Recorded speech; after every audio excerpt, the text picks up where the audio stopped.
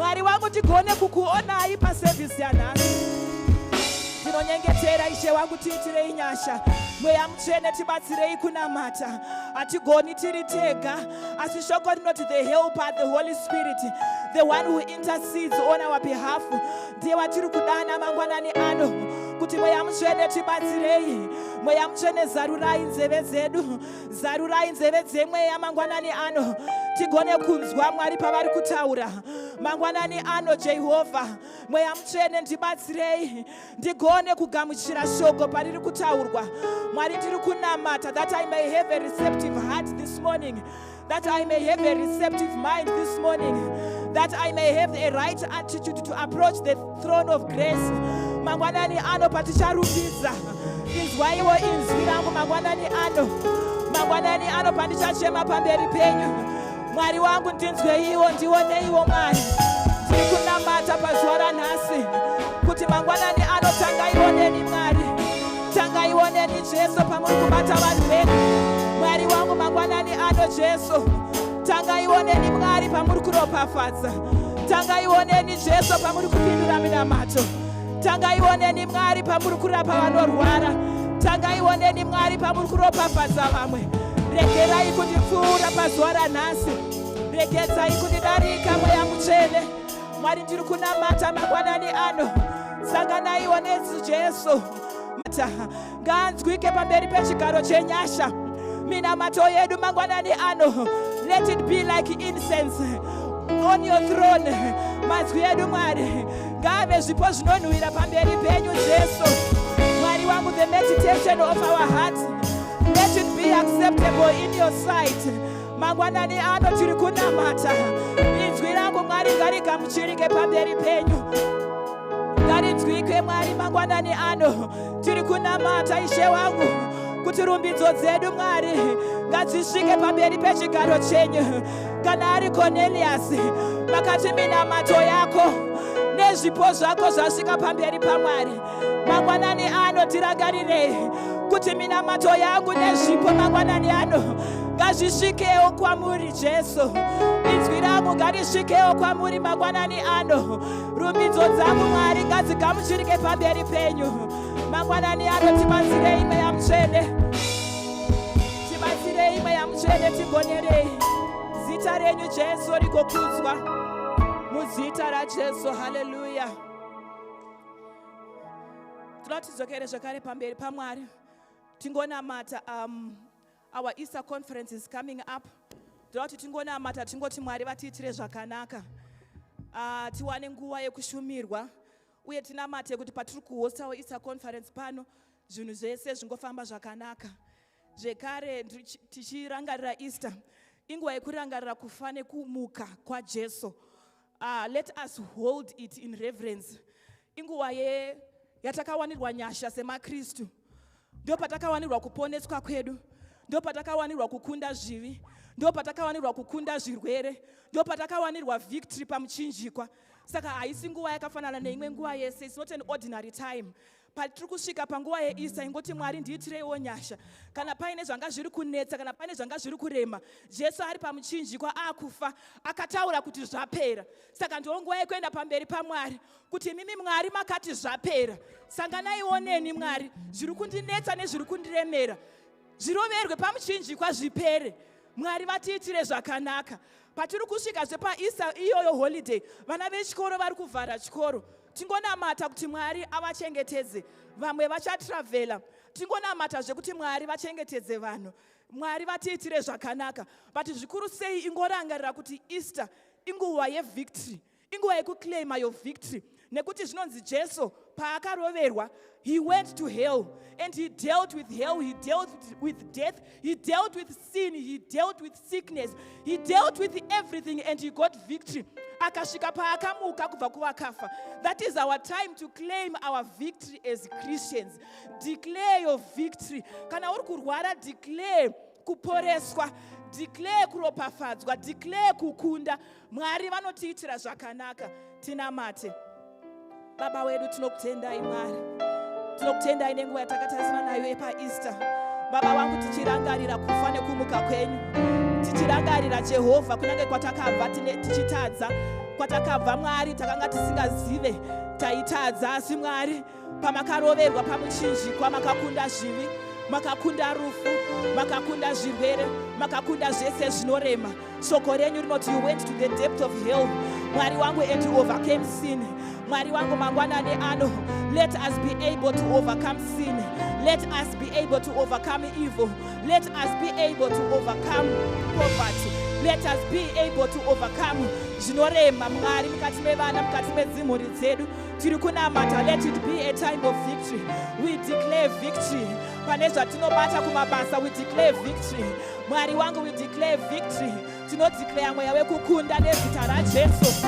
Kune mweya inobata upenyu hwavanhu, kune mweya inosunga upenyu hwavanhu, kune mweya inodzorera kumashure. Baba, kune mweya inokonzeresa ma-near-misses, kune mweya inokonzeresa ma-heartbreaks, kune mweya inokonzera ma-accidents, kune mweya inokonzera kuremerwa. Mwari, we are declaring our victory nezita raJesu, kuti makakunda Jehovha, makakunda zvose Jesu, nekuda kwesimba remuchinjikwa, nekuda kweropa renyu Jesu rakayerera pamuchinjikwa. Hariperi simba Jehovha, kunyangwe nanhasi muna 2026 ropa renyu Jesu haripere simba. We declare victory nezita raJesu. Tinotaura kukunda nezita raJesu. Ropa renyu rinotaura zviri nani, ngaritaure kuupenyu hwemumwe namumwe. Baba wangu, tirangarirei nezita raJesu. Tinonamata nekutenda kuti tiri vakundi kuburikidza naJesu. We are more than conquerors through Christ who loved us, through Christ who conquered for us. Mangwanani ano tinokutendai. Chengetedzaivo vana pavari kuvhara zvikoro, chengetedzaivo vachafamba Mwari wangu panguva yeEaster, chengetedzaivo Mwari mhuri dzedu nezita raJesu. NeEaster conference tinoisa mumaoko menyu kuti mweya mutsvene Mwari mutitungamirire, mubate basa renyu panzvimbo ino. Zita renyu ngarikudzwe mangwanani ano. Tinokutendai Mwari makanaka muzita raJesu. Amen. Ndichasiyira nguva kuna mufundisi.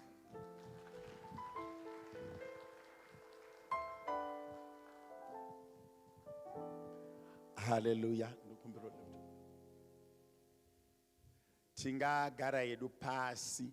Kuneva those that to those that followed the service very well, we agreed today that we are doing 20 minutes. We are trying to incorporate Bible study into our service because it's something that we are not doing time and again. I actually want to explain what is Bible study, why is it important, God being our helper. Amen and amen. Don't get the teens vakanganwa, but let's not interrupt them. We'll interrupt them next time, because I really want them to be able to manage or to understand what is a Bible study. Okay. What is a Bible study? Bible study meaning, we want to actually define the meaning of Bible study. What do we mean by saying Bible study? This is digging into the scriptures to understand God's word and its reference to our life. Okay, the word reverence, what does reverence mean? Ndokazhinji kacho vanhu vazhinji vane problem yekuti vano misinterpreta the word reverence. Gaindiri define the quality or state of being closely connected or appropriately connected. The word reverence rinonyanyoshanda zvakanyanya mukatarisa the offer or the respect inopiwa vafundisi whether mukadzi kana murume. Pane confusion yekuti the reverence that I may get from my nyabadza, kana vanyabadza vakaida vanenge vatone problem yekurarama panyika. Kana kuti reverence inopiwa inopiwa my mfundisi navanyabadza, my nyabadza vakaida, she would have lost the concept of life. Because kana ndikasangana namufundisi wechikadzi inini ndiri baba, handigoni kusvika ndototi mama muri sei, muri bobo, moms, moms. You can't do that. You go there, mama makadi wochikora mudzura woenda paside. I'm not respecting that pastor more than my spouse. It's reverence. This is the person that I can't be close to. This is a sacred person that I need to keep my distance. Pandiri kuvapfugamira ndichivapa chikafu. It's not like kuti ndiri kuvada, it's reverence. Kana ari murume wako ukaona maakupfugamirana nemumo nekuchorerana muzura, it becomes too formal and you don't enjoy the marriage. Saka, it's reverence. The word reverence means you are finding the correct or appropriate use of something. Does that make sense? Yes. Ndikasangana mai chavapiwa. Mai fundisa vanga complain kuti muri kutoremekedza mai chavapiwa kundidarika.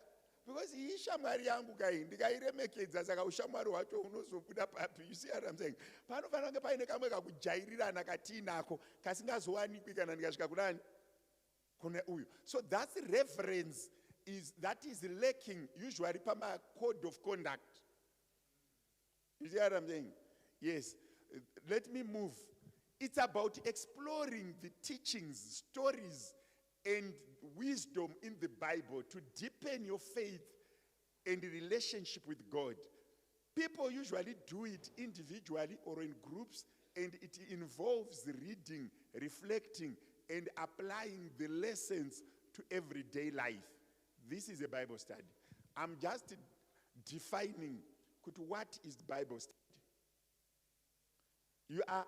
When you are doing it, it can be in a group, you can be on your own, it can be, but it's only those things. Reading, you pick, there's an echo to this thing. I think there's a mic on or something. There's an echo. I think there's one mic or something that is on, that is echoing. How to get started or steps you take in practical Bible studying. The first thing, you cannot do a Bible study without reading. Bible study, the primary thing, you select text. Particular text, in a start and an end. Bible study, it cannot be Bible studying Genesis to Revelation, no. You single out a chapter or a book. Bible study can't be a verse.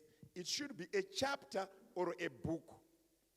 We will exemplify this by going to do John chapter number 14. Parikuba, one of the verses of our theme scriptures. So, you first identify Wamanya Shaman. You first identify, you pick a book or a passage, you read it in context. What is reading in context? If we say read in context, what is it? Merainde kupei. Kuti zvinorevei. Reading in context. When you read in context, it means to understand the meaning of the words or passages by considering the surrounding text and the overall situation in which they were used. When you read in context, you need to know who wrote the book, who was he writing to, what was the purpose of writing the book. How can Jesus cried?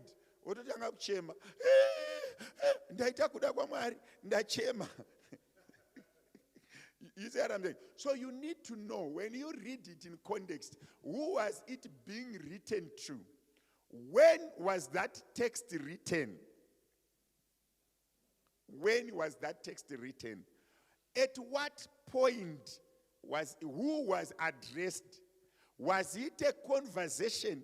Was it an instruction? Was it something happening now? Or it was prophecy? Because an instruction to do now, it could be a prophecy that's reading in context. You need to read the passage in context, not only singling out one word.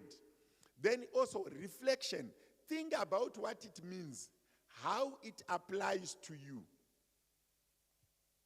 There are certain scriptures in the Bible that does not relate to you at all. Yeah, kuti Abraham akaita mwana at 100, it doesn't apply to me. Ini ndakaita at 28. Imi makaita at 89. So when you read in context, you need to understand, just like Mkatarisa, the book of Esther, marriage of Esther, it was more of a sacrificial marriage. I'm getting into the marriage to save a race. When Esther was married, she was a teenager, between 17 and 19. Mambo Ashverosh was up slightly above 60. Did you know that? I want to be like Esther. Ndinoro wasa Esther. Murukuda irane 60.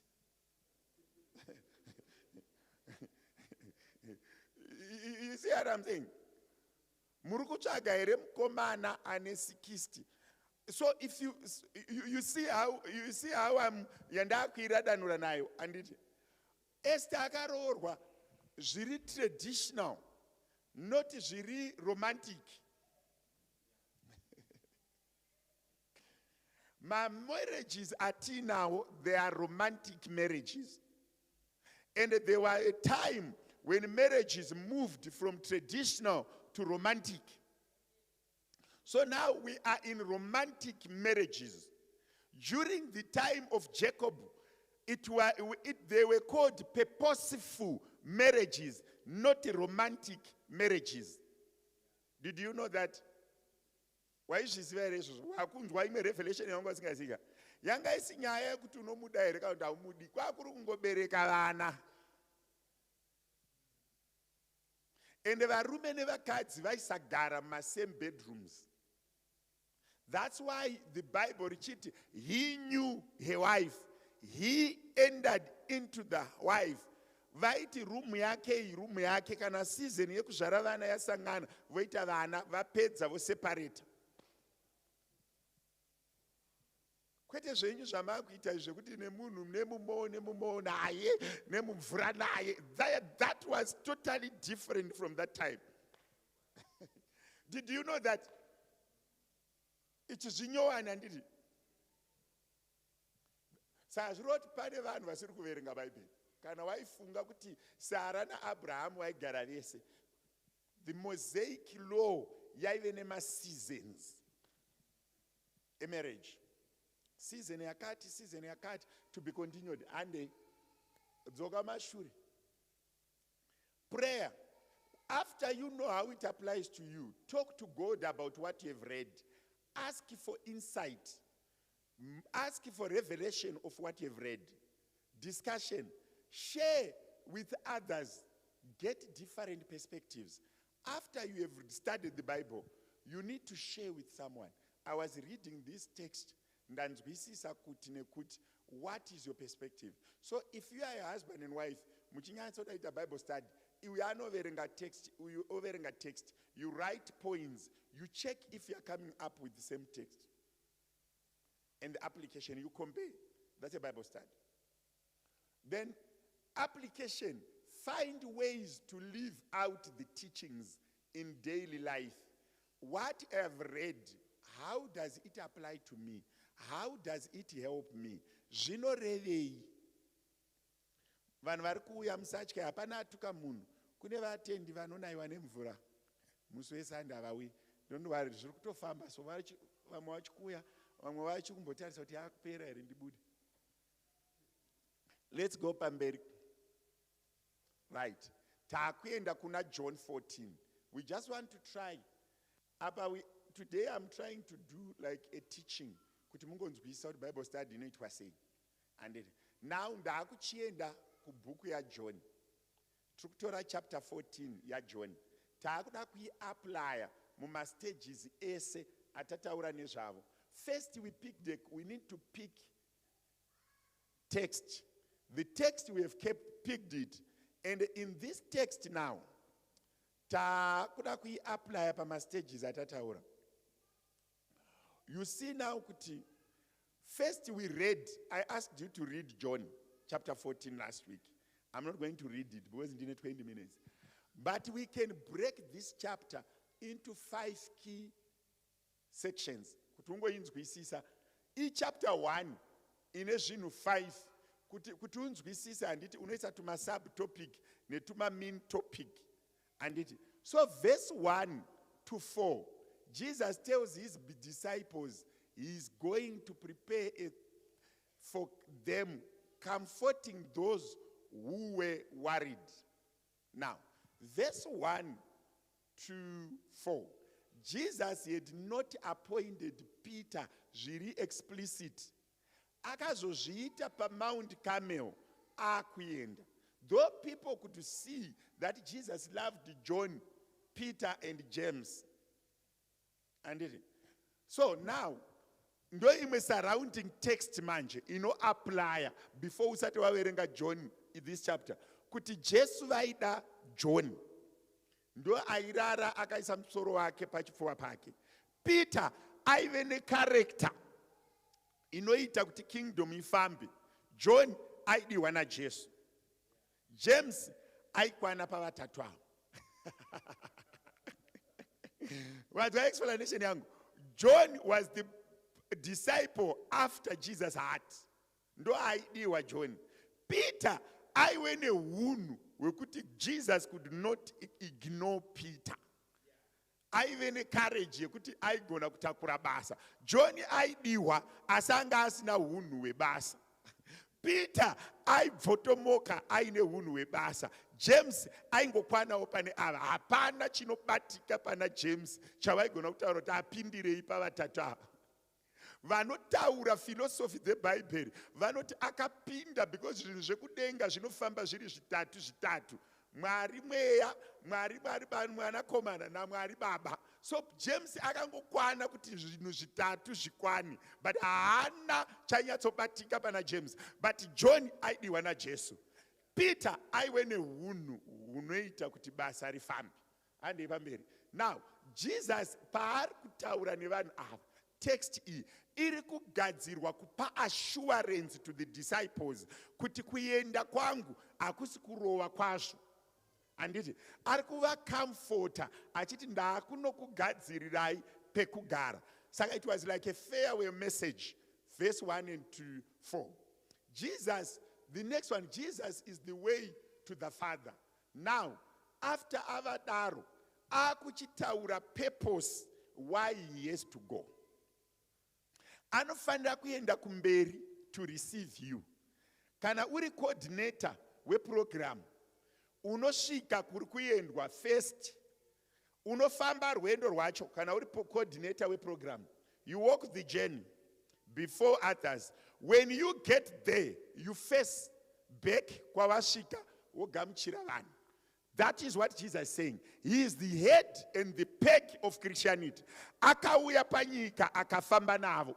Akuchinovamirira kuti vachiuya kwaanga akabva. Zviri kumeka sense.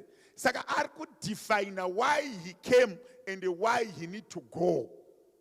Pa verse iyi. Ari kuradanura purpose ye Christianity, ye vision. Pa verse number 4, 5 to 7. I am the way and the truth. No one comes to the Father besides me. But I cannot take you to the Father when I'm not in the Father. I'm going to the Father that you find me in the Father. I came to tell you that we can stay together and you have seen me. Now that you have seen me, I will receive you when I get there. That is 5 to 7. Then knowing God through Jesus. Imagine anga akuita conversation. Dzikisa next slide.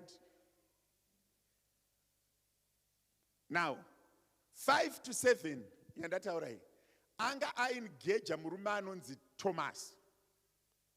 Doubting Thomas. What does Thomas do? Thomas is acting in two things. Thomas is representing himself. Thomas is also representing other Christians vachazouya vane hunhu hwekubvunza nekuquestiona. So Thomas is representing mostly the current church in order evidence. You see, verse 7, Thomas asks how Jesus says he is the way, the truth, and no one comes to the Father except him. Knowing Jesus means knowing God. Now, Thomas, pese paiwa apia Thomas. Thomas aingobuda pese achibvunza mubvunzo. Ndiye the same Thomas asina kudzidza. Ukaneiverenga kumberi after Jesu vabva pamuchinjikwa anoti apinda apa room pavaidya akati ndadzoka ndisini Jesu. Thomas akati kana murimi ndoda kuisa zvigunwe zvangu pakapinda chipikiri. Imboimagina munhu ane utsinye wakadaro kuti pabuda chipikiri ronda raakupora iye ada kutonobayira chigunwe haasi kuda kuona ada kutonoisa chigunwe kuti anyatsoona kuti ndiwe here wakarovererwa. Saka muchechi tine vanhu vakadaro wekuti paunenge uchichema paya paya anonyatsonokubaya futi kuti anyatsonzwa kuti uri kuchema here shuwa. Okay, dzoka mumashure. Slide up and down the channel. Now, apa anoengeja Thomas. But next one, knowing God through Jesus, it's continuity of 5 and 7. From 8 to 14, Philip asks to see God. Jesus says, seeing him is seeing God, and he does God's work, and we can do greater things through him. Now, Jesu akupindura mubvunzo wekuti ko vaya vanenge vasida kuona Mwari akati hakuna Mwari vamuchaona kana maona ini vaona Mwari. Ndopaakupindura Philip achiti kana matoona inini. So ndopaakuti paipai he came to do God's work. Muri kuona kuti mavhesis ati amabreaka zviri kumeka sense here paBible study. Now 15 to 26, promise of the Holy Spirit. Akutaura manje kuti tapedza kuita zvese izvi. Imi muri kufunga kuti ndiri kuenda, imi muri kufunga ndakusiyai, but handisi kuenda ndiri kusiya replacement. Handisi kuenda ndiri kusiya replacement. So ndopaanozonzi paipai whatever Jesus did, he did it for a time in a particular geographical space. But the Holy Spirit will do it without time limit and without particular geographic limit. Because Jesus was in human form, he was bound to geographical space.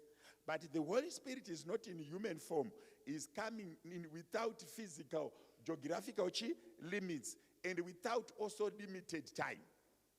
Munozviwana up. Parikuti Jesus promised the Holy Spirit who would teach, guide them, and remind them of his words. This text again, inoratidza kuti there should be continuity between Jesus and the Holy Spirit. The Holy Spirit is not coming to invent anything new. It's reminding people of what Jesus had said and enable them to do what Jesus was doing through them. Now, you see, Pama miracles 23 are recorded in John, in 3 synoptics, Mark, Matthew, and Luke. Jesus did 23 itemized miracles, and the others, which were multitude, when the Bible said he healed a multitude, he healed their sick, he raised their dead, but itemized healing in the synoptics gospels, which is Matthew, Mark, and Luke, they are 23. Apana chakazoitwa na Peter, kana na Paul, kana ne any apostle akazouya panyika chisingakwani in these 3 categories, in those 23 miracles.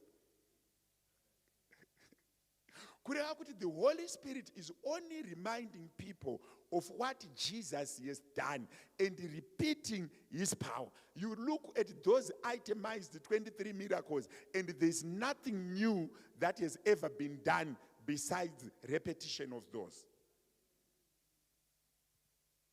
Saka apa that this theme scripture yatikushana nayo ye 15 to 26 kunyaya 26 ndo zvainotaura. Then now apedza kuvaudza zvamweya mutsvene akuvhara chapter. Taakuvhara chapter. Anditi chinhu chine introduction. Chinhu chinofanira kuita body. Chinhu chobva chaita conclusion. Haugoni kudrowa munhu ari straight. Munhu anofanira kuita musoro oita huro, oita obhauja pamashoulders, obhauja pawaist, ozoonda kumakumbo. Andizvo zvakaita. Saka netext yese inonyorwa inofanira kunge ine musoro, ine introduction, theme, body and conclusion.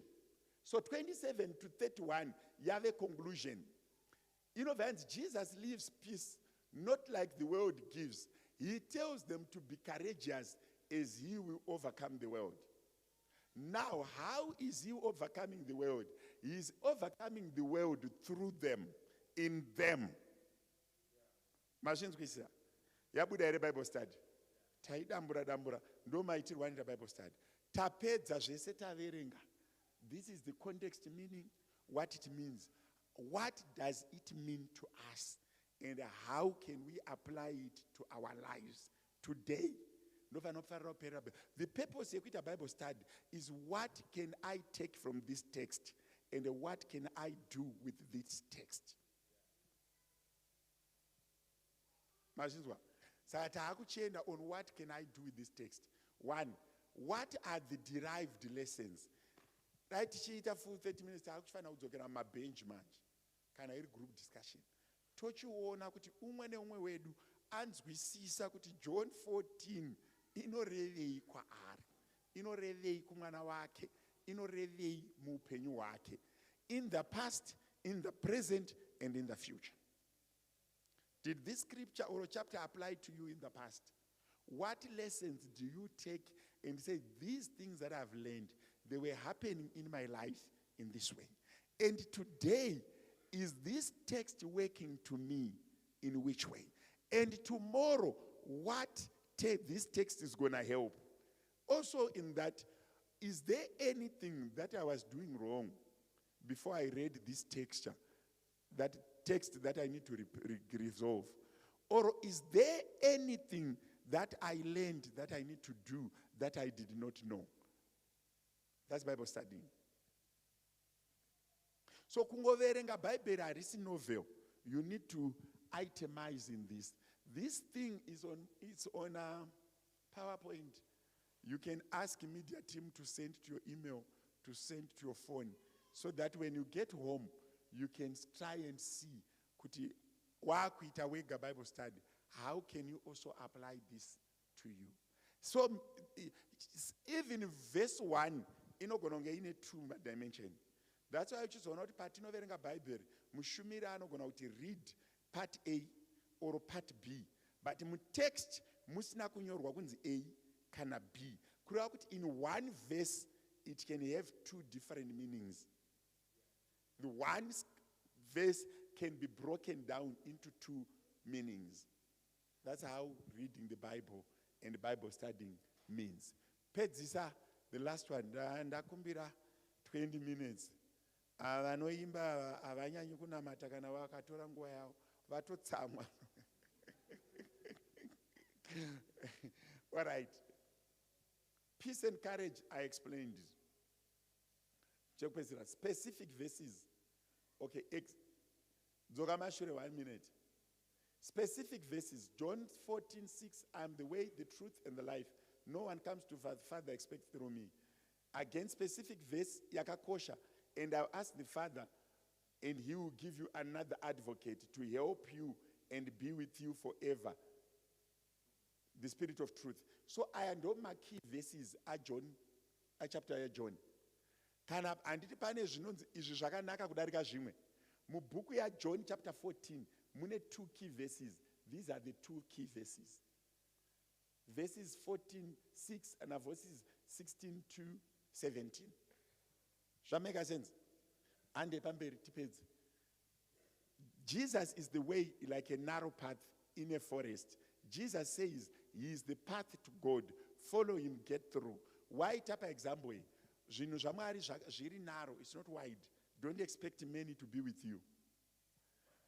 Holy Spirit, so like a teacher reminding students of lessons, the Holy Spirit helps believers to remember Jesus' teachings. Summarize. Bible study, done. Praise team, come.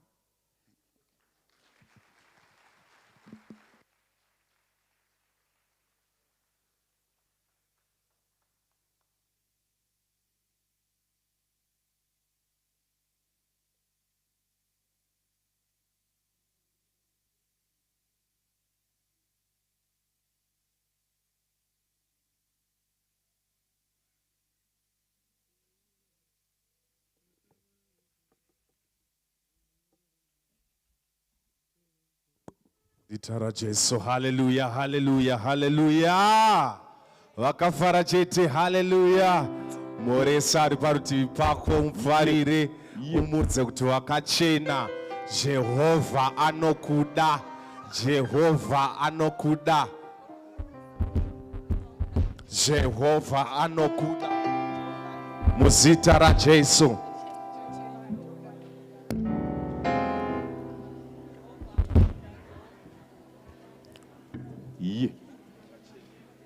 Tsaungana vakonizva vanomunamata vandonoriona denga raJehovha haka vasikana vakonizva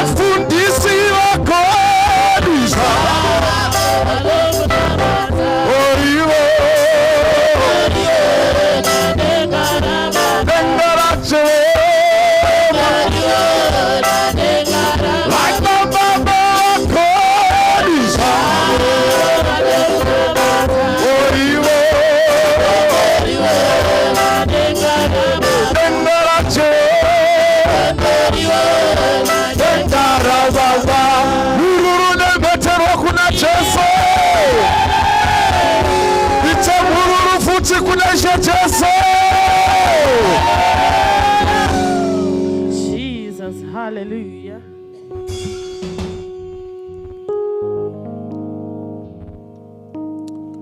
Sheluma kelone siawa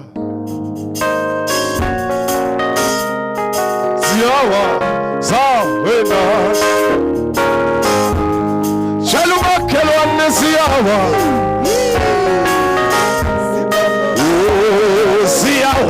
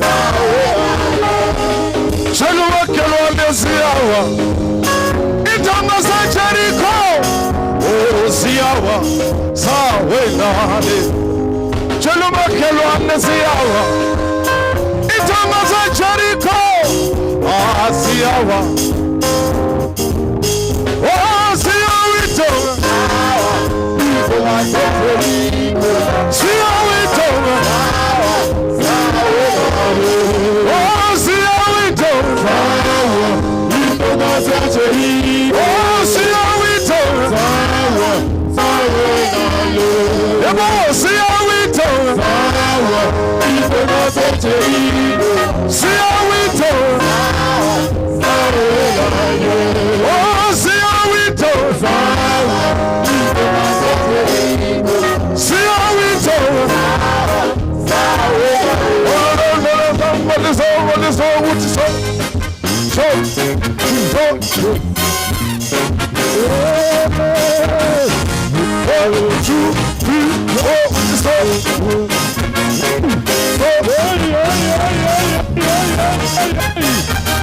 Whoa! See how we do. See how we do.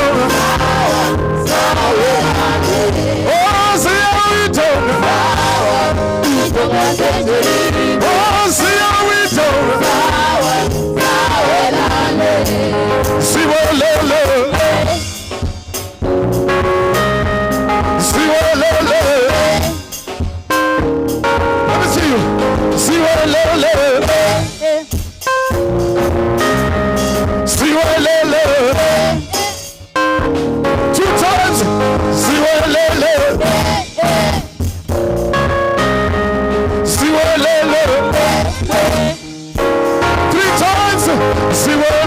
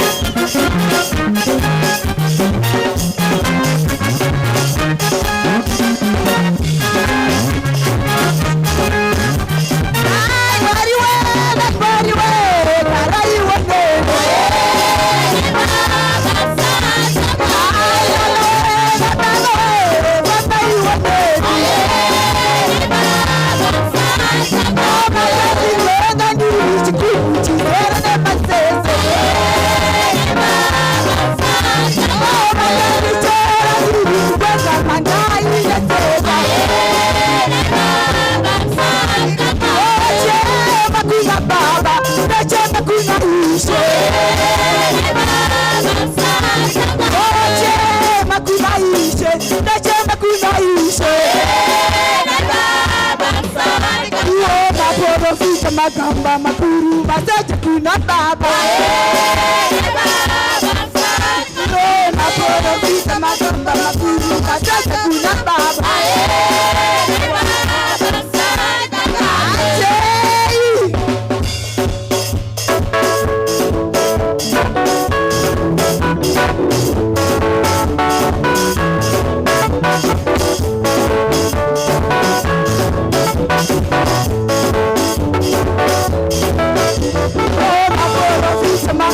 makuru mateja kuna baba Jehova bora visa makamba makuru mateja kuna Isa Jehova bora visa makamba makuru mateja kuna baba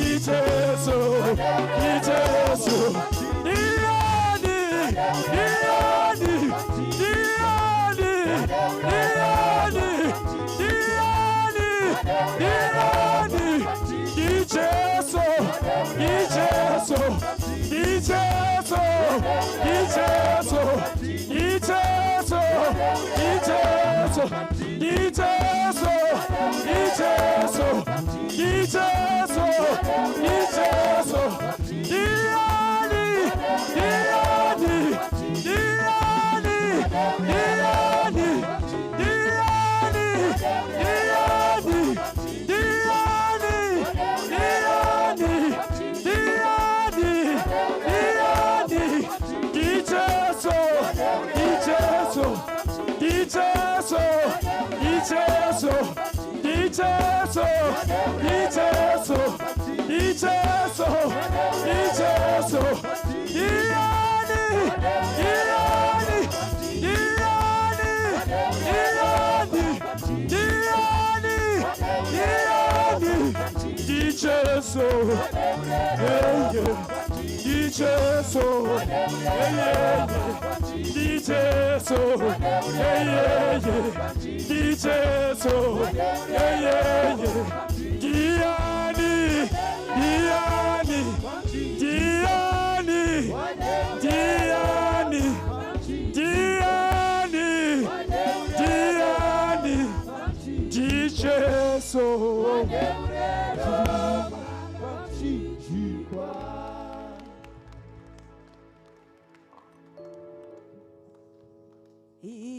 Ishendinzwe nekufara ndinzwe ine tsitsi dzako idzodza unopa vanhu vose ngadziuye kwandiri oimba ngadziuye ngadziuye ngadziuye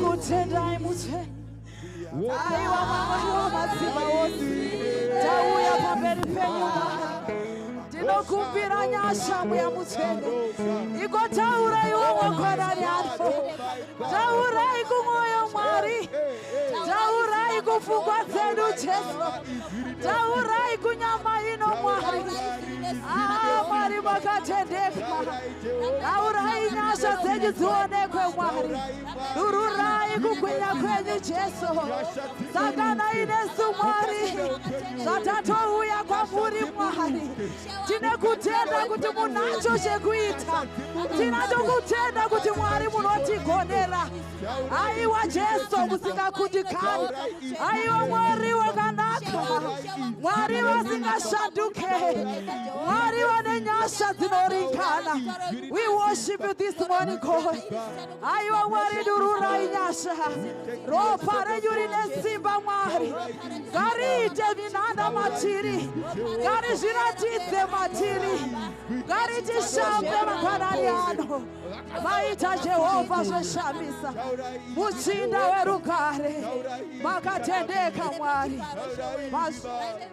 Jesus, we worship you. Hallelujah to Jesus.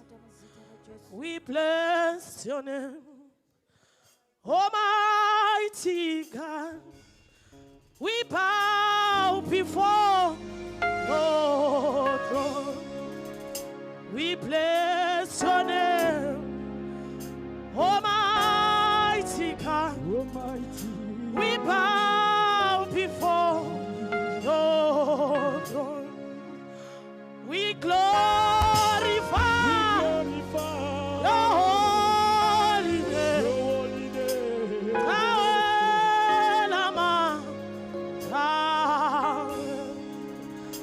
We glorify your holy name.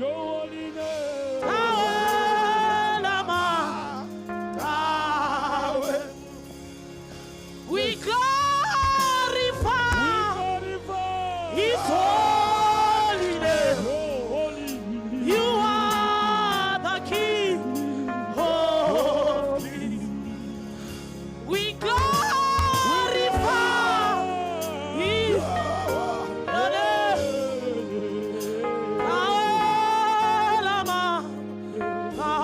Father, we bless your name. Father, we bless your name. Mighty God, we bow before you. Father, we bless your name. Father, we bless your name. Mighty God, we bow before you. We glorify your holy name.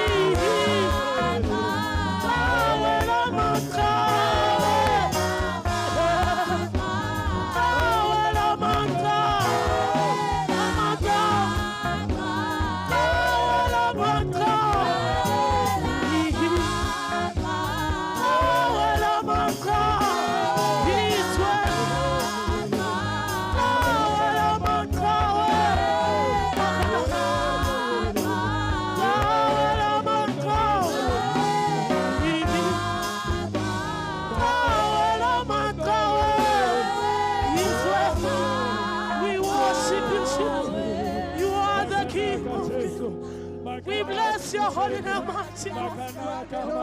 Jehovah, we worship. Mambo wa mazima. Hakuna ungo wakaisha semima.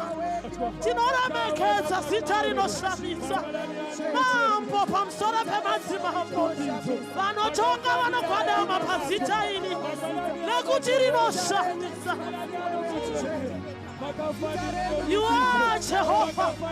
Your name is holy. No one is like you, Jesus. Marimakalaka. Tinokutenda ichagamire. Tinokutenda ishewe matishe. Mutongine muchengete. Makalaka sakamire. We worship your name, Jesus. We glorify you, Jesus. In the name of Jesus. Father, we worship. Father, we bless you. In the name of Jesus. He deserves the honor, for he is our God. Jehovah, you deserve the glory. What is your holy name? Jesus, we worship you. Jesus, we give you the glory. We bow before your holy name.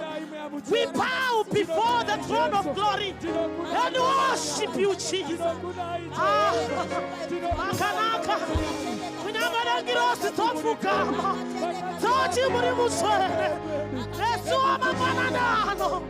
We bow before your throne and give you all the glory. Jesus is worthy. He is the King of Kings. He deserves the glory. What is your holy name? We worship you, mighty King. We worship you, Jehovah. Yes, Lord. Yes. Tichiri pamweya mwechete woyo.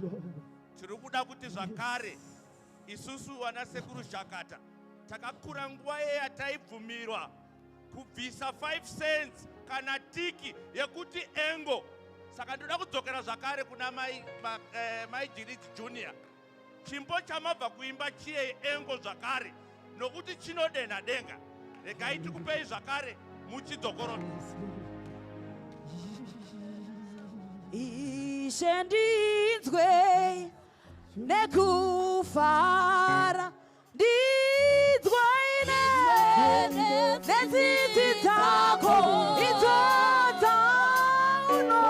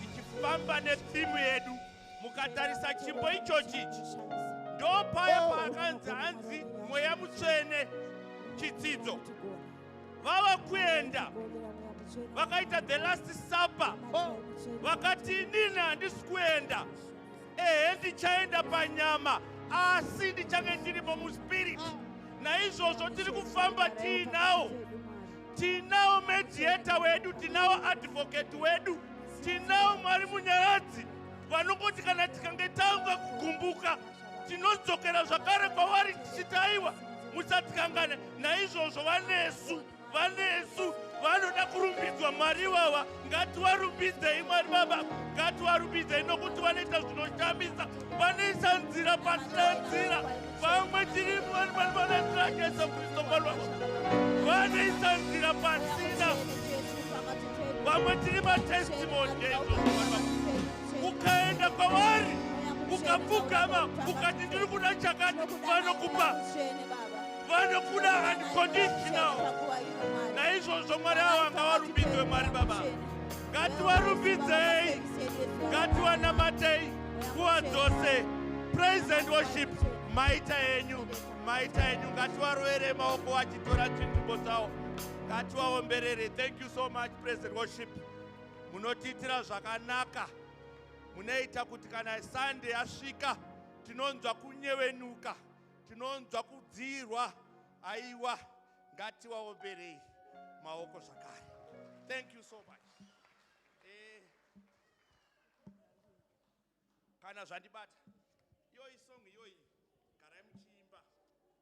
garai muchingoimba song iyoyi, inondiitira zvakanaka.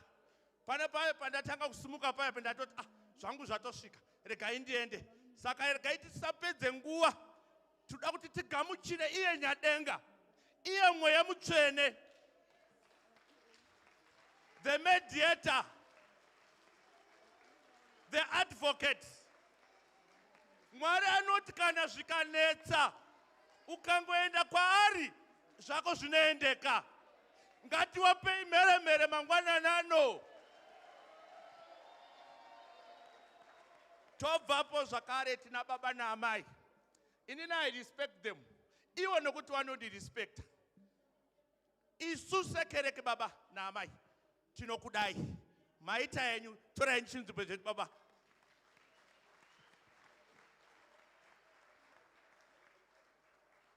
Regai ndikuremekedzei kuti garai zvakare. Ngatitorei zvinzvimbo zvedu. Sunday school muriko here uko? Sunday school itai mheremhere. Sunday school, how are you? Sunday school muriko here? Sekuru zvakata ndiwe action ndiri teacher. Saka ndinonzwa kana ndikasafamba hazvindifadze. Sunday school muriko here? Wonderful. Ndaitirwa zvakanaka nokuti ndapuwa hug nevana, which is good. Sekuru zvakata ndiwe action. Kana mukandiona panapa mukaona tisikaite action iyoyi ndiri kurwara. Aiwa kana wauya muimba yaMwari unofanira kufara. Pane chinokutsemusa here? Matineja muriko here uko? Sumukai tione matineja, sumukai. Itai mheremhere muriko ikoko, tinokukwazisa muzita Jesu Kristu. Amen.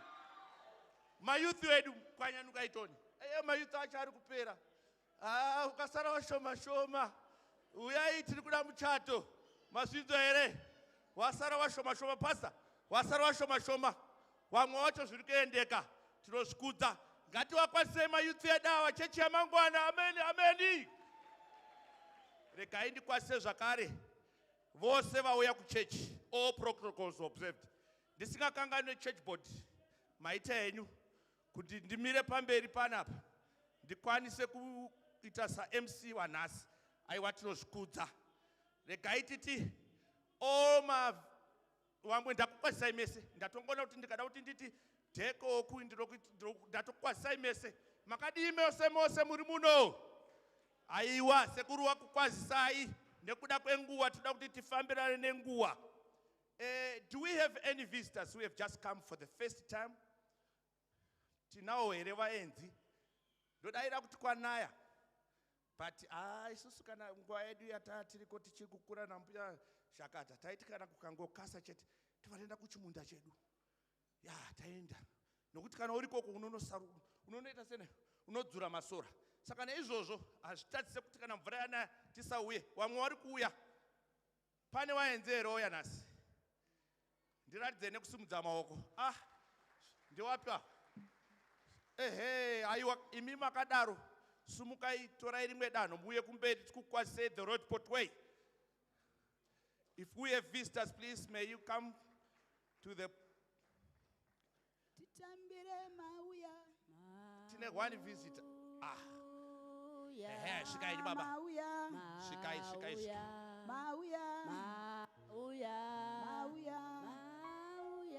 Mauya kuna baba. Titambire mauya.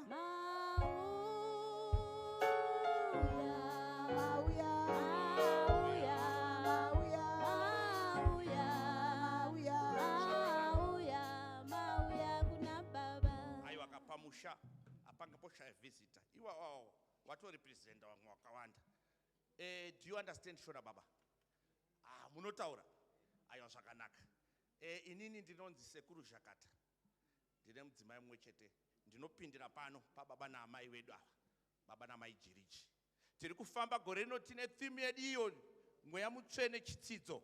John chapter 14 verse 26. Kana mukange mabva kuno mbonoverenga iyoyo. Kana muchizoda futi mango mathimu ataifamba nawo. Hatinawo wanokupai. Tina baba namai mashawa. Vanokutanangurira zvese. Panapa panoendeka.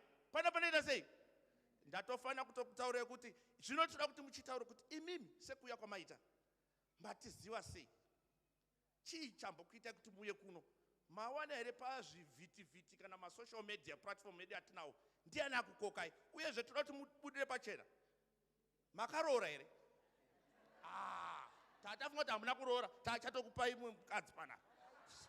Aiwa kuseka hangu. Zvakanaka ngatiende zveperichita. Indinonzi admire Dodo kana kuti baba aitashe. Ndiri Nengwe FM from Zimbabwe. Saka ndakango Google the nearest FM. Ndobva ndaona rootport.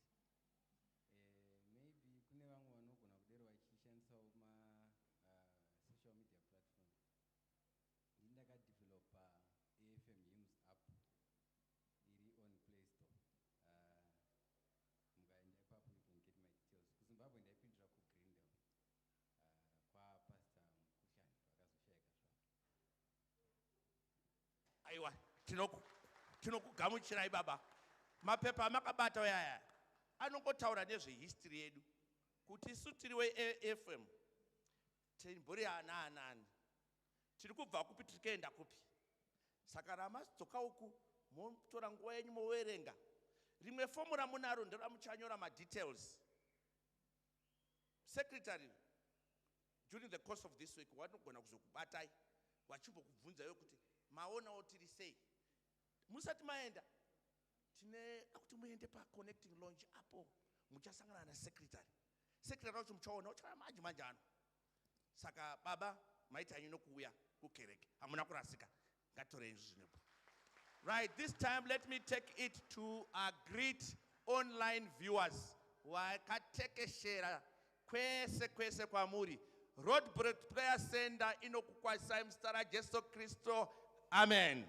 Aiwa munotiitira zvakanaka imimi. Itai likes akawanda kuti zvine zvitienderere zvakanaka.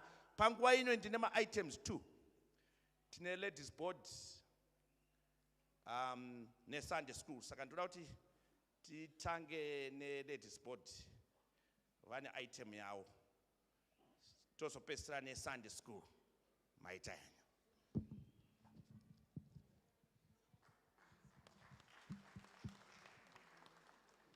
Hallelujah. Indau yao ndakamirira ladies fellowship. Ndeda kungopawo chiziviso chekuti vana mama tinokukurudzirai kuti tijoine our WhatsApp group redu ratinoisa manotices, maannouncements ane chekuita nechechi kana neboka remadzimai.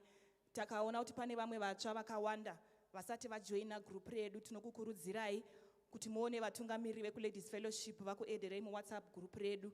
Rinokubatsirai kuti munge muchiziva maevents nemaprograms ane chekuita nemadzimai.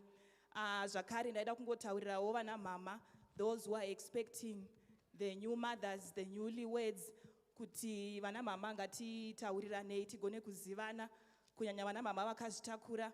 Dzimweni dzenguva you need someone to walk the journey with you, tichibatsirana kunamata, tichibatsirana kunavigata the way.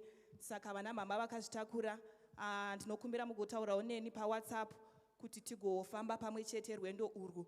Zvekare vana mama vane ma-special conditions avo, vane ma-special issues ane chekuita nezvemadzimai kana vasikana, ngatitaurirane zvekare paWhatsApp. Ndichakumbira vemedia vandisirewo nhamba dzangu apo. Tinogona zvekare kuonana, you can book an appointment. Ndouya pano pachechi ndokuonai, kana kuti munogona kuuya kumba ndokuonai, kana kuti ini ndinogona kuuya kumba ndokuonai. Saka vana mama, vasikana, ma-singles, ngativei neukama hwekugona kutaurirana. Ukaona kuti issue yangu yakandiremera handigoni kuenda nayo kuna baba, wakasununguka kutaura neni pafoni kana paWhatsApp, tichibatsirana zvichitiitirawo zvakanaka. Saka toda kungokurudzira vana mama ngatishandei pamwe chete. Ndichangosumudza veladies board vekomiti kuti muvazive kuitira kana muchida kuederwa mugroup kana kuti muine zvamunoda kubvunza zvine chekuita nemadzimai. Ndichangokumbira ladies fellowship varipo vasimuke kuti tivazive. Ndichakumbira mungosumudza maoko vari pamberi apa. Ndimama Sanya Mawe, ndivo secretary vekumadzimai. Ndo vanotora zviziviso zvekumadzimai, ndo vanoisa manotices pagroup redu. Tina Sister Joyce vanomiririra singles department, single ladies, variko ku-ladies fellowship. Tina Gogo Jakata, she's our committee member zvekare ku-ladies fellowship, tinoshanda navo. Tina Mama Tolana vari kumashure uko, she's our youth leader. Vasikana makasununguka kutaura navo.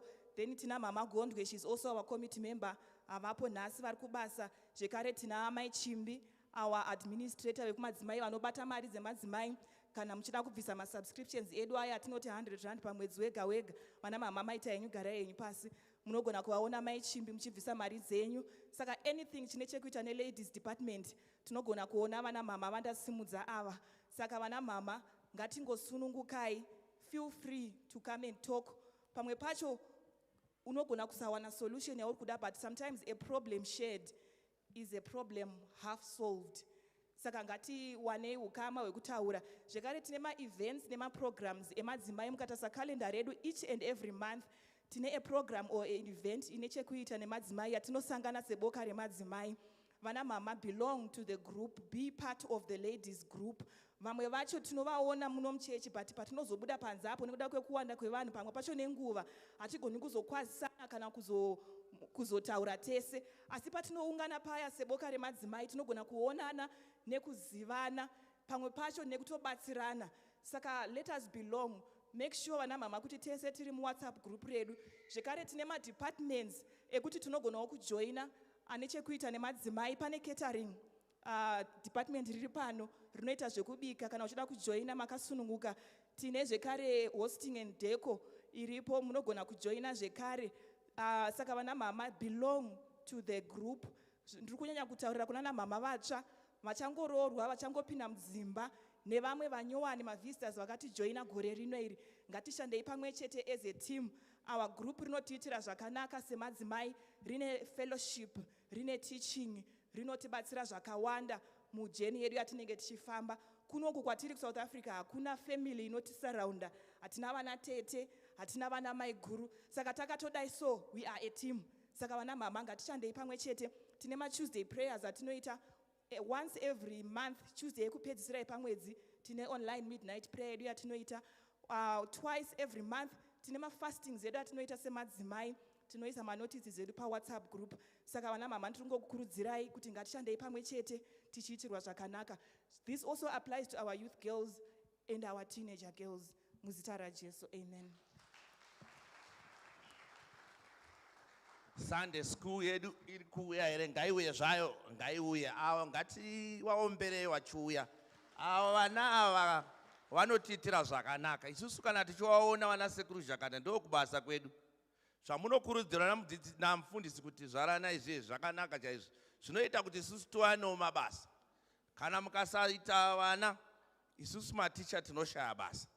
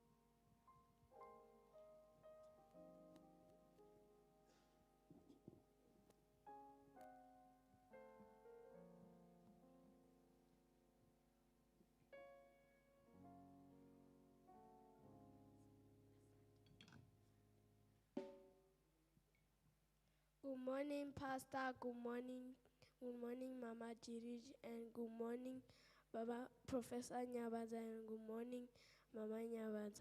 Good morning, church. We are Sunday School 8 to 9. We are gonna sing for you.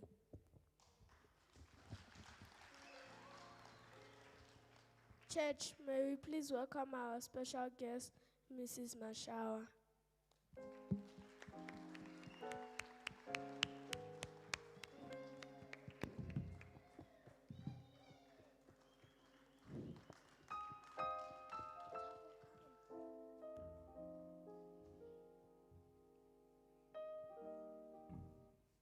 God, you are great. You perform miracles and wonders. Now we say you are great. God, you are great. You perform miracles and wonders. Now we say you are great. Lord, you are great. You perform miracles and wonders. Now we say you are great. Lift our hands, we proclaim, we confess, you are great. We lift our hands, we proclaim, we confess, you are great. We lift our hands, we proclaim, we confess, you are great.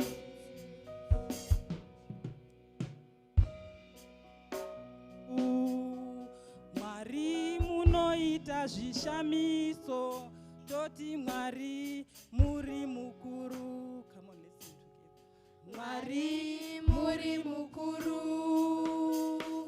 Mwari munoita zvishamiso, toti Mwari muri mukuru. Toimba Mwari muri mukuru kwazvo. Mwari muri mukuru, munoita, Mwari munoita zvishamiso, toti Mwari muri mukuru. Toimba Mwari muri mukuru seiko. Mwari muri mukuru, Mwari munoita zvishamiso, toti Mwari muri mukuru. tosimudza maoko, topupura nemiromo, toti Mwari muri mukuru. Tosimudza maoko, topupura nemiromo, toti Mwari muri mukuru. Toimba Mwari muri mukuru kwazvo. Mwari muri mukuru. Mwari munoita zvishamiso. Toti Mwari muri mukuru. Toimba Mwari muri mukuru kwazvo. Mwari muri mukuru. Mwari munoita zvishamiso. Toti Mwari muri mukuru.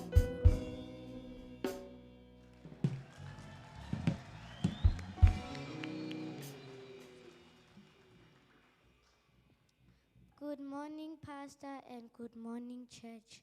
My name is Sisha Chimbi, and our memory verse is from Matthew 5, verse 14. We are the light of the world. A city that is set on an hill cannot be hid.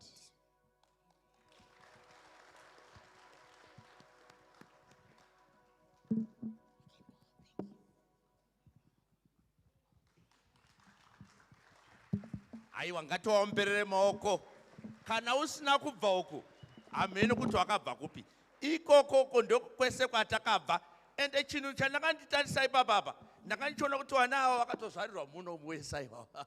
Wamwe wacho takati waita makorokoto. Saka Mwari uyu aiwa ngatimurumbidzei. Baba muri kuita basa. Muri kuita basa. Wese wana matifadza awa. Takawaona vari pano. Matifadza chinhu chaakandinakidza rimwe gore. Akanobata chizukuru changu chonza nichi. Kupa. Chakanomusumudza kudai izvi. Chikati iwe ndikati wacharora nawa. Namai Makanda takatombotaura nezvazvo. Mai Makanda muchikuzviziva here? Aiwa kungoyeuchidza. Asi zvimwe zvacho zvinobva zvazotonamira. Zvimwe zvacho zvinozoita sei? Zvinozobva zvazotoita chaizvo. Saka Mai Makanda simbai muchitongoona kuti maita sei. Kupariko. Regai nitore mukana uno kudeedza sekretari wedu Professor Nyavadza. Aiwa kufara. Tinomboti mboseke. Hallelujah. Yeah, zvinonhanhira for sure. Amen and amen. Aiwaregai tiomberere sekuru zvakata vari kutichera zvakanaka. Amen. Hallelujah. Ei kwazvinobva. Zvechokwadi ndo kwazvinobva ikoko. Sisu sevarairidzi zvamunotaura ndizvozvo chaizvo sekuru. Zvinoita kunge zvisina basa, but chokwadi ndezvokuti ndo kwatakabva. Amen and amen. Amen. Zvandanga ndichingonzwa papa chiitwa Bible study. Thank you so much, Daddy, for your Bible study. It was powerful. Pawangoti John 14 ndabva ndangofunga chimbo chatakakura tichimba chiya. Muno hapana munhu asina kuchimba kana usina kubva kuZimbabwe. John 14 verse 1 verse 1. Yeah, John 14 verse 1 ataiimba chaizvo. But nhasi zvazoti tazotsanangurirwa zvakanaka kuti zvinorevei. Taingogumira paverse 1. But verse 1 kusvika verse 4 itori nechikamu chinotaura zvinhu zvimwe chete. That was actually very powerful. Thank you so much. Regai tipanane zviziso zvedu zvesvondo rineri zvakamira zvakadai izvi. Chekutanga ndechekuti mangwana Monday yemangwana hatisi kutsanya, asi tichajoina vana mama musi weThursday pavari kuita fasting yavo nai. Sekereke hatisi kutsanya mangwana, tiri kutsanya nemusi wechina tichijoina vana mama pavanenge vari kuita mutsanyo wavo. Then soon after that around 7 tiri kuenda zvakare online tigoparidzirwa zvakanaka online ipapo tichiitirwa zvakanaka on that online service. Egai tingozivisana kuti mufundisi vanohosta an online word and a prayer session every day na 1 p.m. palunch papa. Please tune in at 1 p.m. zvigotiitira zvakanaka. Couples muri kuziviswa kuti Friday yuno iyi 27 March kubva na 6 to 8 p.m. You know, we are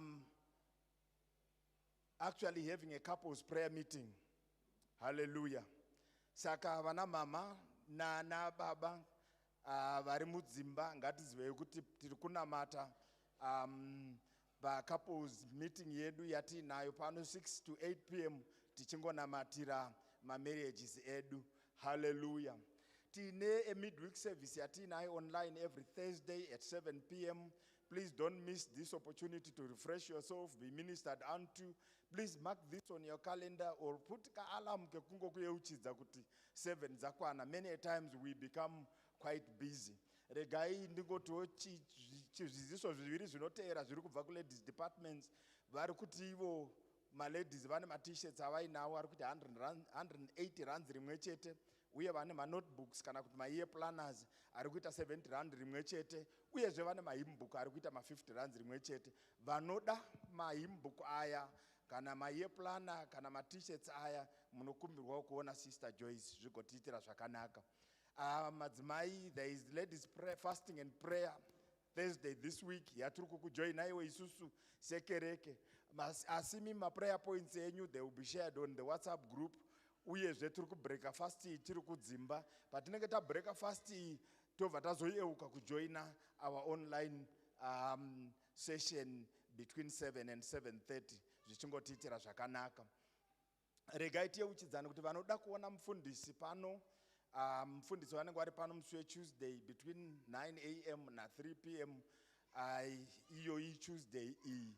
Please, kana mchida kuvaona, please book an appointment. But kana uri constrained on time, booka nguva yako chaiyo chaiyo yaunenge uri kuda kuuya kuzovaona zvigotiitira zvakanaka. But sekereke tinoramba tichingoyeuchidzwa kuti they are also available at any other time other than this prescribed, though these prescribed office hours. Tinogona kuvaona chero nguva zvayo. Regai tingoyeuchidzana sekereke. Madzimai mabva kuyeuchidzwa kuti joinai WhatsApp group yenyu. Isusu sekereke tiri kuyeuchidzwa kuti tine vamwe vedu vasati vapo pama-WhatsApp group echurch. Ndapota zvangu, please send a request either to me kana kuti munogona kucontacta number dzechurch idzo dziri papapo. You just write a WhatsApp message on that number. Zvinenge zvichitiitira zvakanaka. Regai ndingobvunzawo vangani vedu vari munomu vauya vakagadzirira kuzobhabhatidzwa kana kuti vakanyoresa kuti vari kubhabhatidzwa zuva ranhasi. Ndiratidzewo nekusumudza maoko. Maasha kana ndisiri maziso angu asiri kusvikako, ndibetsereiwo kuti apa pane munhu ari pano. Anybody who registered to be baptized today ari muno. Kana kuti handina kuona pane here aripo Maasha munogona kundibatsira. Mufundisi ndiri kuona kunge tisina. Kureva kuti we will only have baby dedication today. Zvichingotiitira zvakanaka. Amen. Tiri kungodedicata vana zuva ranhasi. Mwari vachikudzwa. Amen.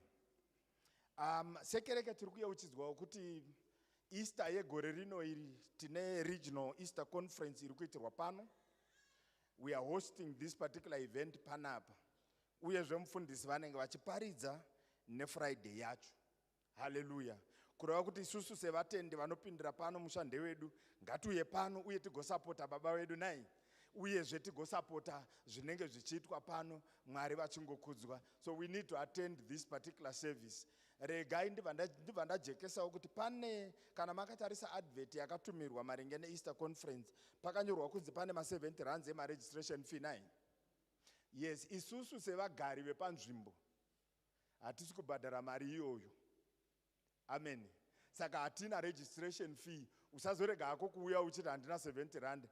Isusu sevagari vepanzvimbo, we are not paying any of those registration fees.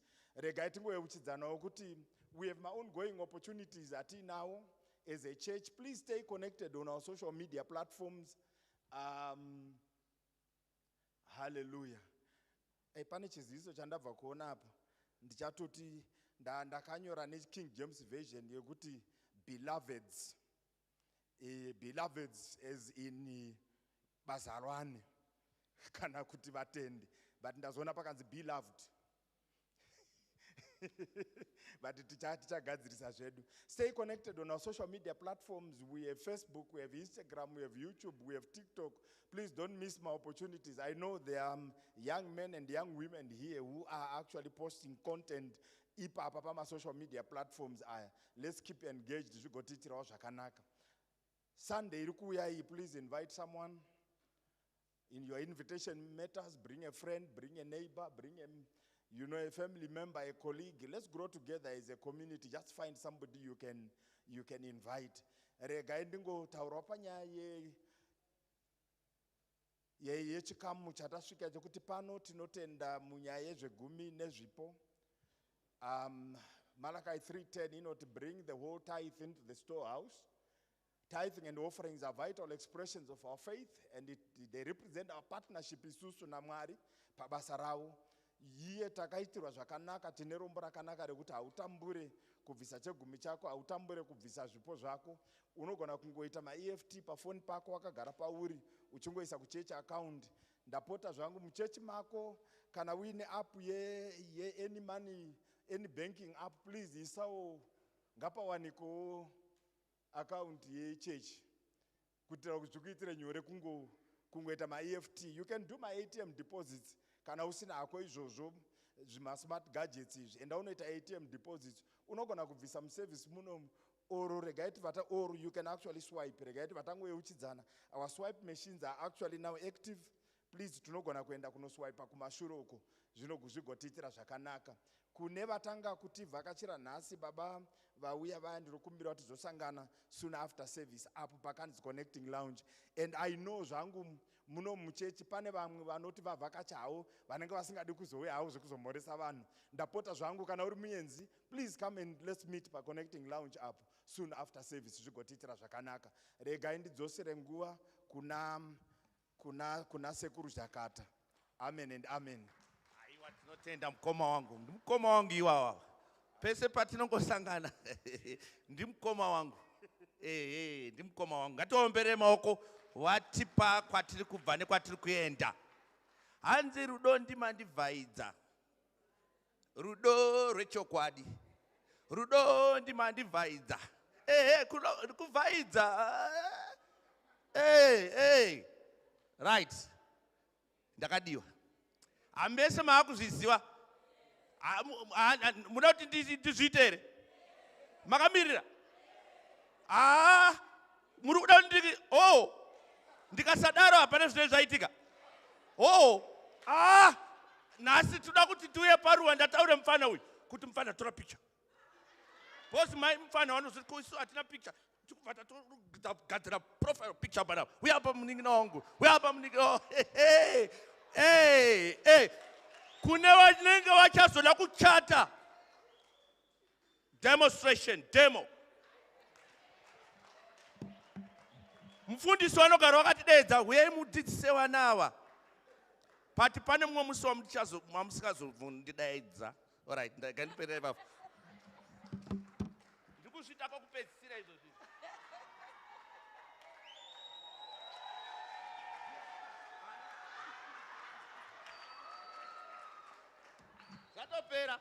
Zvatopera. Ende zvinofadza handiti. But mumwe musi ndakafara manje. Ndakaona baba Nyabadza. Wakatsvoda mai Nyabadza apa. Wangosipo musi uyo makaruzirira. Regai nditore mukana uno wokudedza baba wedu. Wauye watipakurire zvawakatigadzirira baba. Uyai mugozotiitira zvamakaronga zvanhasi. Aiwa, tinotenda.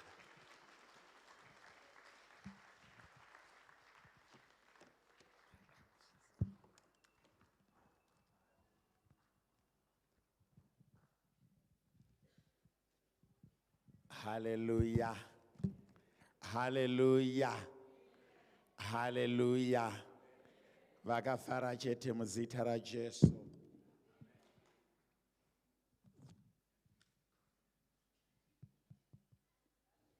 Hallelujah. Masikati ano ndinotenda Mwari zvakare neuvepo hwenyu uye kuti Mwari vatiitira zvakanaka. Ndingopa zviziviso zvishoma then ndobva ndaparidza We're going home soon. Adautenda Mwari kuti Trevor Nenyasha Jr. today is in the house. He came to church by himself. Mukomana wekwachigwada arimo tingomfarira muzita raJesu. Hallelujah. Maikaja, we were not seeing her so often of late. She was ministering, but the ministering have come to a conclusion. We are blessed with a baby girl called Kaylee. Aveko, hallelujah. She came last week Friday, not this Friday, the other Friday. Okay, then all parents, if you have a child at Sunday school and you don't know the Sunday school hall, I encourage you to go and see. It's not like very panze. Someone came to my office and said, I just want you to go. You go left, right, from outside that door, you go to your left. But if you are coming from the stage, that's your right. Just to know. Because someone would think, can I get this section? I'm only allowed to stay this. You can come early, you tour the church, or the way you look in the boardroom. You can even ask to check the boardroom, the prayer room. Shimbo pinda oma offices, even ungo pinda oma kitchen, even uri baba, to just check to see kitchen yepa church yakaita sei. It's allowed. Let's take ownership of our church. See how beautiful this is now. It's complete. It's sealed on the top, well closed. You can hear now our sound. I chapudi everywhere. The drum is only coming out from the speaker. This is soundproof. The sound is controlled from here to there. We still have a lot to improve on this church, and we are doing one step at a time. The bathroom project is almost done. Also, it's done. There's a bathroom there at the top, not for you, for the pastor. Just wait for your call. You'll use it later when you are called. Hallelujah. Then we are painting the offices there. I want to try something as well. If we can not epox them. If we epox them, it works. We epox the whole room. The whole church. We're trying things, but it's working. It's working. Tinotenda vana baba nana mai vari kushanda pa church through financing. There are two important groups of the church that are never recognized. We sometimes don't even pray for them. Intercession and kingdom funders. Those two groups, they are very important. The people who pray and the people who give to the church. Those are the two backbones of the church. You see, intercession carries people who don't pray themselves. And they are carried by intercessors. There are people who does not even pay a single cent to church, neither offering or tithe, nothing. But they come, they go to the toilet, they are prayed for, everything is done for them. They are carried by kingdom funders. Because there's nothing for free. Can I tell you that this only pot should cost, to cost us close to 1.5, 2,000, just this set. So our church kwakanaka, itakuti kunake form part of the kingdom funders. You have an appetite to be a kingdom funder. And those people are very important. Intercessors and kingdom funders. Because there's no way you are sticker type. Only God knows that there is a servant who ministers to me.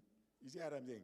There is only God knows that they are servants. Because they do it in private, they also rewarded in private. I'm not saying my departments are as important, but we acknowledge praise and worship, we acknowledge my ushers, we acknowledge deco, but there's no time we stand and say we acknowledge kingdom funders. Neither do we stand here and say we acknowledge intercessors. These are people who work in the background. Kingdom funders and intercessors, on a board, they form the heart. The heartbeat of a church is intercession. So if you want to take the body of Christ and put our physical body, we understand, and put the body parts to departments, intercession forms the heart. Kingdom funders forms the brain. The rest munosokwana pamwe mapatsa asara.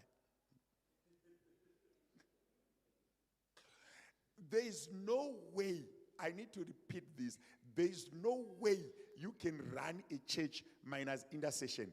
There is no way. There is no way. There is no way you can gather here, Pastor Mari. There is no way. I can mean it. There is no way. Iyo imaiki itori mari. This mic it's money. So those departments, they are very important. Intercession is the heartbeat of church. If the church stops praying and they major on administration, they collapse. Can I repeat this? The church is sustained by prayer. After prayer, you need resources.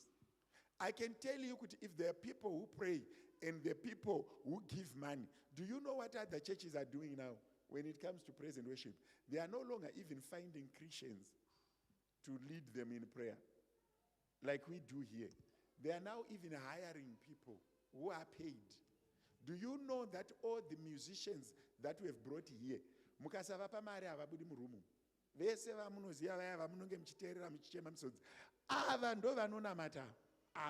Vanotenga uniform ine mari yavo, vanouya kuzopractiza nemari yavo, ava vanonamata. Vaya vamunozodzwa uchiti somebody pray vachibata musoro, vatori pabasa.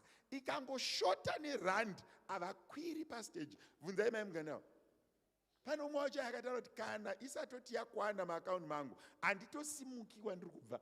And akabva aimba na10 vaimba 30 minutes tamupa 12,000. They rob those people. Palast gara yatakaita, the main man, handisuda kutaura zita rake mumuzva, takamupa 12,000 akaimba 30 minutes. Aramba kuti I don't come there, mari yangu isina kukwana. So those people, you may like them, muchitedzera mafollowers, they don't pray, those people.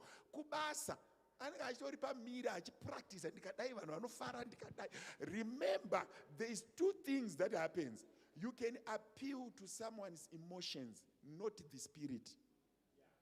So when singers sing, they can appeal to your emotions.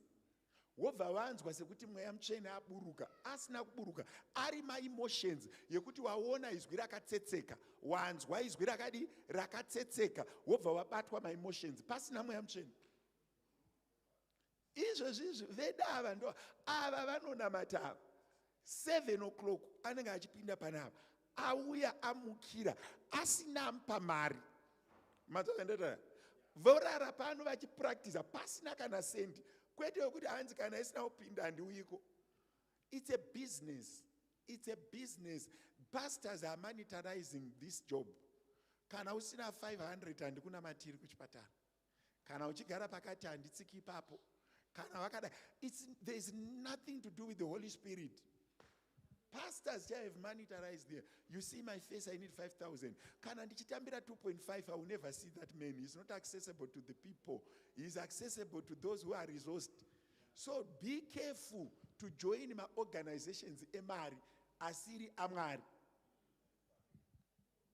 Kune ma organizations otukaya kuchurch tokupati, ukatera nesu tokuendesa kulunch after service. God is bigger than KFC. God is bigger than kutengerwa chikafu. God is bigger than kukubadarwa. Ngatina matei mwari mumweya nemuzvokwadi. Can I repeat this? Mumweya nemuzvokwadi. Andina vandiri kuataka. But kana ndakuudza mai mugano kuti kana mari yangu yeallowance isati yapinda kuchurch and school yachimboparidzira naiko. It has been so monetized. Kana uchida kuona mfundisi unotanga waenda nekuna secretary ozokubvunza kuti munei mozoenda kuna mfundisi. So musicians, artists, vamwe vacho vatogarwa nemamhepo avachatonamati. Even vafundisi chaiwo anowarairwa, anosara aine jaketi rechifundisi, mweya waMwari usipo. Anenge achikosimudza vana vevanhu vane mari, achingotaura nevanhu vane mari. Iwe kana usina mari ukamisira message na8 makuseni anopindura kuswera mangwana. Ane mari ichingoti keche ichitopindurwa ipapo. How are you my son, my beloved son, my dearest son? Iwe ukapindura usina mari ongonzi makadii muri kudei. Zvatopera. Life goes on. Remember, people need to shepherd the flock. You need to, Peter, if you love me, shepherd the flock. Ukaona ma-leaders ari apa akuda kukwaziswa kana pastor usina kundikwazisa. Ndakamboparidza nemwe chechi yakanzi hamusati makwazisa vana baba. Inini kugezera unokwazisa munhu. You see, there is this protocols ekuchurch ekuti even mweya mutsvene ukafamba haufaniri kufamba. Vanhu vanoda kuti zvinhu zvavo zviitwe nenzira yavo kwete nzira yaMwari. Vana baba nana mai, when we wake up on a Sunday, let's desire to meet Christ. Let's desire kuti every Sunday, God, do you have anything for me that I need to learn and edify my spirit? Not kuti mainingi muri kuenda here handisi kuenda kana musikaendi neniwo. Iwe. Remember kuti people come to church and they forget that they've come to Christ. They now want to nurse relationships. They now want to nurse friendship. Tauya kuzonamata Mwari. Can I repeat this? Tauya kuzonamata chi Mwari. I need to be honest with you. Every friendship ikashaya Mwari inopera. Even marriage ikashaya Mwari inopera. Ikashaya Mwari inopera. Patiri kuuya kuchurch, handisi kurambidza vanhu kuti wiriranai. But pakuwirirana kwenyu ngaive mabvisa mari kuchurch 20 aneniwo. Don't do worship in groups. Worship the Lord in truth. Let us be faithful to He who created us more than names of men.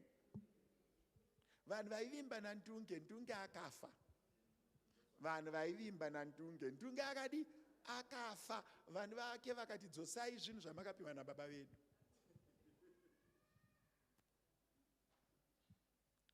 Even kutouya kuchechi uchiti wawenga Pastor Jiriji, it's very wrong. Can I repeat this? It's very, very, very spiritually wrong to be motivated by seeing my face. Be motivated by serving who called you. Who called you? Who gave you life? Who inspired you? Not even me. AF Church, God is bigger than AFM. God is bigger than Pastor Jiriji. God is more important than men. I want to be honest with you. Ukadependa neni rimwe zuva uchazoudzwa kuti Pastor Jiriji vaenda kumusha. Iwe usati waenda kumusha. Zuva randakaberekwa harisiro zuva rawakaberekwa. Zuva randinoenda harisiro zuva raunoenda. Vimba naJehovha asina mavambo kana magumo. Ende ukavimba naMwari unochagara muchechi, ukavimba nemunhu unobuda muchechi. Because vavinga vanhu hauna kuvinga Mwari. People do make mistakes. People have errors. People have over misjudgments. People have their days that they are high and they have their lows. Vana vaMwari vimbai naMwari. Can I repeat this? Vana vaMwari vimbai nani? naMwari. Ngati vimbei naMwari. It's good to trust the Lord. It is good to trust the Lord. Okay, tingagara edu pasi. My prayer couples, let's come and pray. Invest your future in prayer. Baba na mai meere vanenge vakatimirira. Let's pray. Then those that promised to partner with Elder Mlambo and Amai Nesu for pastors' upkeep, we were supposed to do it 15 March, we didn't. Those that are partnering for the upkeep of pastors that are ministering in assemblies that do not have capacity, please do so that by the 30th of March,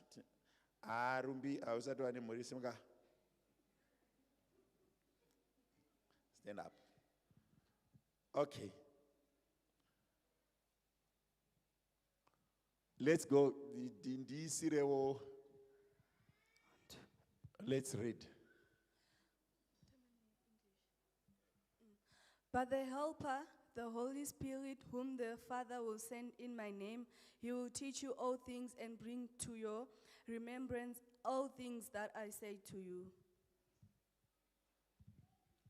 asi mweya munyaradzi mweya mutsvene uyo uchatumwa naBaba muzita rangu achakudzidzisai zvinhu zvose uye achakuyeuchidzai zvinhu zvose zvandakareva kwamuri.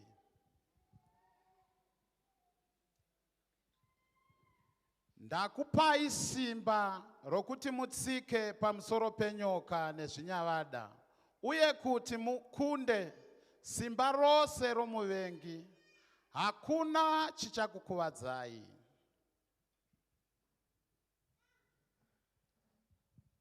Behold, I give you the authority to trample on serpents, that's scorpions, and all over the power of the enemy, and nothing shall by any means hurt you. When Jesus saw that the people came running together, he rebuked the unclean spirit, saying to it, "Deaf and dumb spirit, I command you, come out of him and enter him no more." Jesu akati aona kuti vanhu vazhinji vakanga vomhanyira panzvimbo iyo, akarayira mweya wakaipa akati, "Iwe mweya woumatsi nomweya woumbeveve, ndinokurayira buda maari uye usazopindazve maari." Hallelujah. Mwari varopafadze kuverengwa kweivhangeri muzita raJesu. Okay. During the week, ukasataurisa nhasi next week ndichakumbira present worship, ndichakumbira hosting vakubikire sadza netsunga usati waenda prayer. During the week, takataura nyaya yema breaking dark forces. We talked about breaking dark forces through spoken word. Through spoken word. Right. Upenyu watiri kufamba. The life that we are living. Chitsidzo. It's a covenant. Why? Nay. Akatsidza Mwari. He made a covenant. Akati fambai. And he said, "Move. Ndinemi. I am with you." Saka upenyu watiri kurarama. So the life that we are living. Tinofanira kuti tikati fambe. We must do after we move a little bit. Torangarira kuti tiri kuitei. And we remember what we are doing. Amen and amen. Amen. Mota yese painofamba. Every car as it moves. Inotariswa fuel gauge. You check the fuel gauge. Zvimwe zvese inomirira service. Other things you wait for service. But fuel. But as of fuel. Inoramba ichitariswa. It must be checked constantly. Why? Nay. Ndozva zvakaita. It's like that. Ndisirewo manotsangwa. You break evil words by trusting God. Men trust what they can see. That is why you see kuti ukamboona zvichiitika ukawarairwa nyasha ukawanirwa nyasha, you use it as faith to expect more. And as long as you think as a man, your sight and where you are going is limited. Your sight and where you are going is limited when you think as a man. Once you take God's nature and you think like him, then you know no limits, because God has no limits. Now, my words, they are dark words. They are words of darkness or my negative words that akataurwa pamusoro poupenyu hwako. That were talked about your life. How do you break them?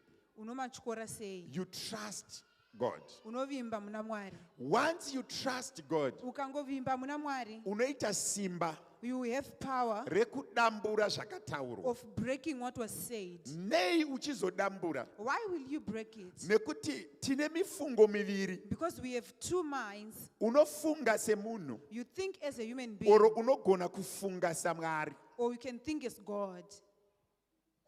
iye Mwari anobva ataura mushoko rake Then God says, in oti this word, kana mazosvika kwamuri He kuenda said, when you arrive where you are danai going, zita rangu. call upon my name. Vanhu vachibuda muIjipita As people were exiting Egypt, vakabuda vari musupernatural power. they exited in supernatural power. Why?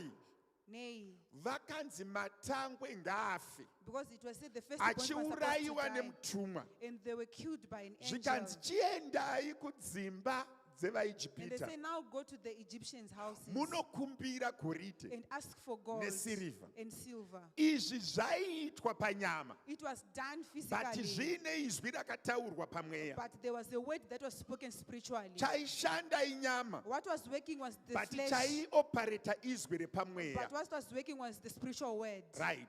Kana tikasangana nemunhu anorwara pfungwa, If we meet a person who is mad, muviri wake wakasimba, his body is strong, but ari kurarama munzvimbo dzemweya but he's living in the nekuti spiritual kune world izwi rakataurwa. because there's a word that was spoken. Jesu airoverwa pamuchinjikwa zviri physical. Jesus was crucified at the cross physically. Pataakunoserebreta Easter. Was he about to celebrate Easter? But paairoverwa pamuchinjikwa zviri physical, But as he was crucified physically, pane izwi rakanga rataurwa there was a word that had been zvichinzi spoken, ndaakutuma mwanakomana that I'm now sending my son kunodzikinura nyika. to save the earth. Iye achiroverwa As he pamuchinjikwa was crucified on the akanga cross, ataura, he had said, ndichavaka kereke, ndichavaka kereke I will build the church ndigoiputsa and destroy mazuva it matatu. in 3 days.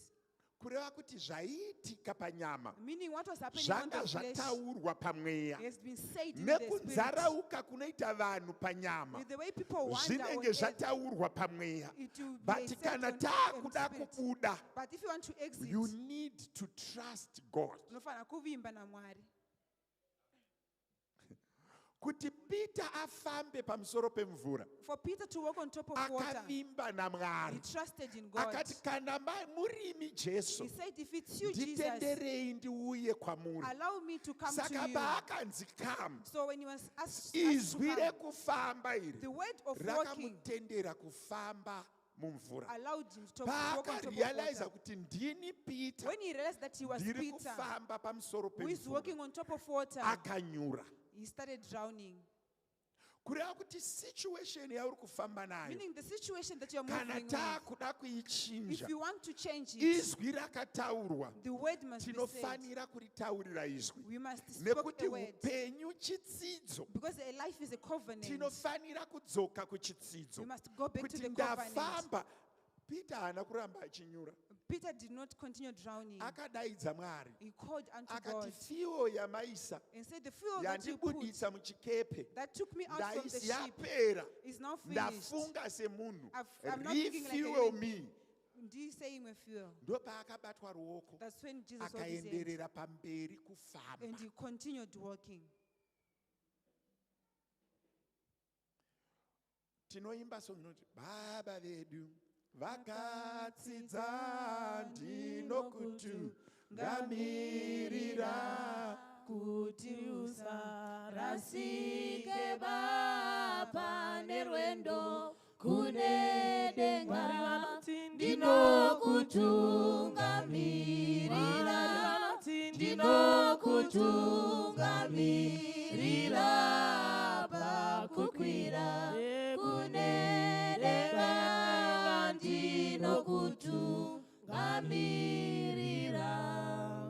kuno mumwe munhu ari muservice inoyi, There's another person in this service, zvinhu zvakambofamba, and things once moved well, ende ivo vanhu vakazotaura izwi. and people also say the word. Vanhu vese vane mamarriages All the people in marriages ekuti unoti but pataidanana, that you wonder when you were once what in I'm love, seeing now zvandiri kuona nhasi, handizvo zvataiita. it's not what we were Ndoda doing kuti before. timbodzokera pamberi paMwari masikati ano. I want us to go Titi, before the Lord God, this can you afternoon. not refuel this marriage? Titi Mwari hamungaisimi fuel here marriage. Why the life that we live upenyu hwatinorarama hune hondo dzine mazwi is akataurwa. battles with words that were Maoko said. ako akambobata mari, Your hands once but hold pane money, izwi rakazotaurwa. but there's a word that Pamwe was then pacho spoken. rakatotaurwa namanager, Some of the words were spoken by akati the basa manager, rapera. and he said, "You no longer have a job."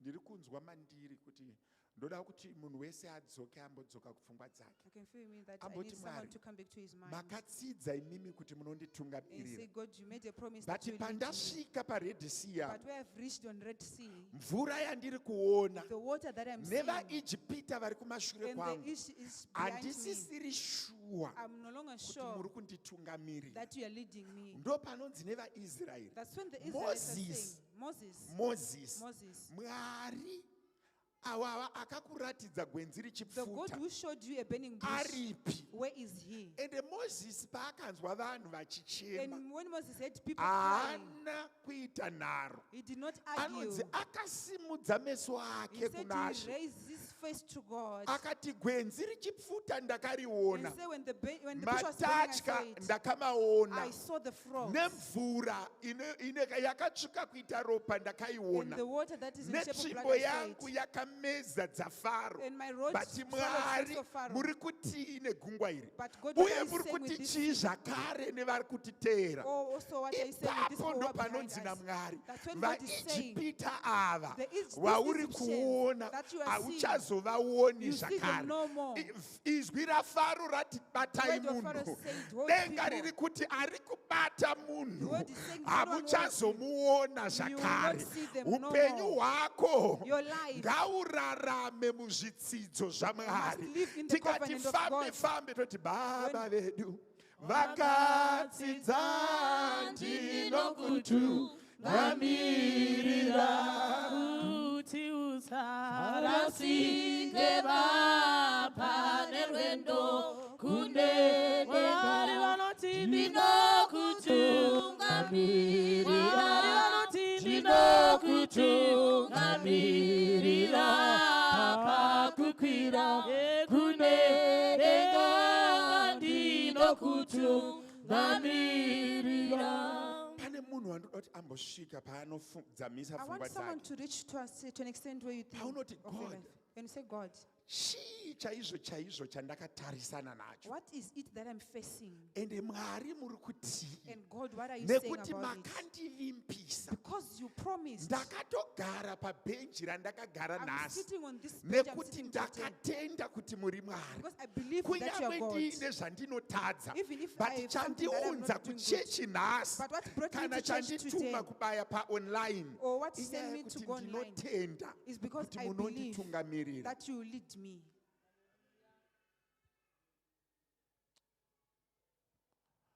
These dark forces that are operating, Mweri mairi kushanda iyi. is it not that we are quiet? Hakusi kuti takanyarara here. Dai vaIsraeri vakanyarara paRed Sea, chii chaita? If us Israelites were silent by the Red Sea, what was going to happen? Hakuna here munhu akanyarara. Is there anyone who is not silent? Okay, go with my notes. Wait. Peter, okay, focusing on Jesus. Zvinoita kuti mweya yengozi and all other spirit affecting men atadze kumusvikira.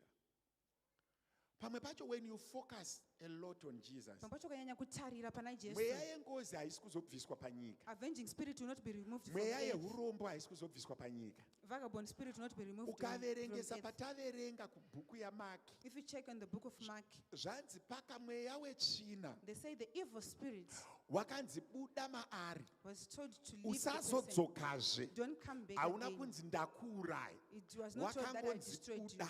It was just told Kureva to go kuti, out.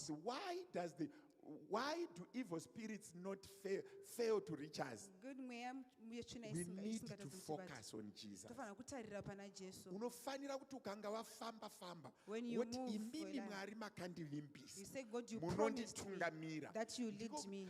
Ndiko kuti mweya inoteera upenyu That's when the ishaye spirit simba. lose They power. need to be reminded. Inofanira kuyeuchidzwa. We are not going to kill spiritual dark forces of our generations or clans. No. Hatina kupiwa simba iroro, asi simba remuchinjikwa levels kuti atadze kutisvikira. pane level of the spirit that you need to attain. There's a spiritual level that you need to attain Kuti mweya inge iripo, so that the spirits asi will there, itadze kukubata. but they will not touch you. Ndinozviwana papi mushoko Where raMwari? do I get this from? The word Satani of God? anonzi wamboona here muranda wangu Job? The devil is asked, have you seen my servant Kureva Job? kuti vanga vari munzvimbo imwe chete. Meaning they were in the same place. Satani naJob Satan and Job. vanga vari munzvimbo imwe They were chete. in the same place. Mwari vanoti waona here muranda And wangu God Job? asked, did you see my servant Job? Zvikanzi ndamuona, He said, I saw him, asi makamukomberedza. but you are surrounding Kureva him. kuti tinogara nemweya yengozi. Meaning we stay with avenging Unotoberekwa spirits. mumhuri ine ngozi. We are born from a family with Unotoberekwa avenging mumhuri spirits. mune asthma. We are born from an Unotoberekwa asthmatic mumhuri family. mune chirwere. We are born from a Unotoberekwa family with a mumhuri sickness. mune urombe. We are born from a Mogarisana family with a mumhuri vagabond imweyo. spirit. And we are Iyoyo staying muri in the iyoyo, same but ichikuremekedza But it should be ichiti respecting uyu you. hatimubati, They'll say, "This one will not touch him." akakomberedzwa neropa He's raJesu. surrounded by the Kune blood of ngozi Jesus. dziri kwajiriji, They are kune avenging spirits. mamhepo ari kwajiriji, They are but ini spirits. ndiriwe kwajiriji But I am ndinogara from navo I stay with them. achiremekedza level yaiswa But they mandiri respect the level that has been put in me nemuchinjikwa. by the cross. Handisi kugona kumutsa vakaurayiwa nemadzsekuru I angu. cannot raise those who were Handisi killed. kugona kubhadhara ngozi because I cannot pay for those dzevanasikana avenging vakashandiswa mumhuri, but ndinogona kuva nelevel But I can have a yekuti level mweya iyi izive that these kuti spirits might tirimo know mumhuri, that we but are in a apa family. hatishiki. But here we will not reach. That's how we break my dark forces. Ndo Kuti patinochukura mumhuri mweya iriyo. makanzi hamuna anodhiraivha, That in the family they mumhuri say no one makanzi will hamuna drive. anoroorwa, In a but family no one uyu will get ngaaroorwe married. hake But this one nekuda can be kwekuti married. level raari Because the level that nelevel is redu in our hatigoni level, kumurambidza. we cannot stop him. Ndochokwadi chiripo, That's the truth that is ndochokwadi there. chiripo. That's the truth Unogona that is there. kuberekwa namai You can be born by a mother vakatopiwa semukadzi wengozi. who is a wife to an Mumhuri avenging mavari spirit. havana kuroorwa, In a family, vakatonzi there's not iwe uri marriage. kuripa ngozi. They say you Ini are now ndobva paying for the avenging ndaberekwa spirit. pamarriage yakadaro. And you were born Ndo because vana of that Jabezi marriage. kavo. That's the Jabez. Vane mabackground asina kumira zvakanaka. We have got But big Jabez ari backgrounds. kungoti mwana, God, if you remember me, It's kana enlarge my mukandirangarira. territory. Kudzai Haana mutumba kuchinja background. He did not change the Akakumbira background. level He asked for a inotendera level background kunyarara. that allows the background to be silent. Ndine mumwe munhu andikutaura naye. Unogona kupinda mulevel inotendera how do you break my dark forces? Unotyora sei You mweya need yerima a iyi? level that Unoda dark level. forces cannot operate in. Yekuti mweya yetsvina haikwanisi kushanda mairi. Scroll up. Hatina kupiwa simba rekupedza nhamo, no. Asi simba rekuti iyo nhamo iripo, vamwe vainayo, asi iwe wabuda mairi, wobva palevel yayo. Nhamo yacho iripo. Simba, simba kuti simba ramakatipa. Simba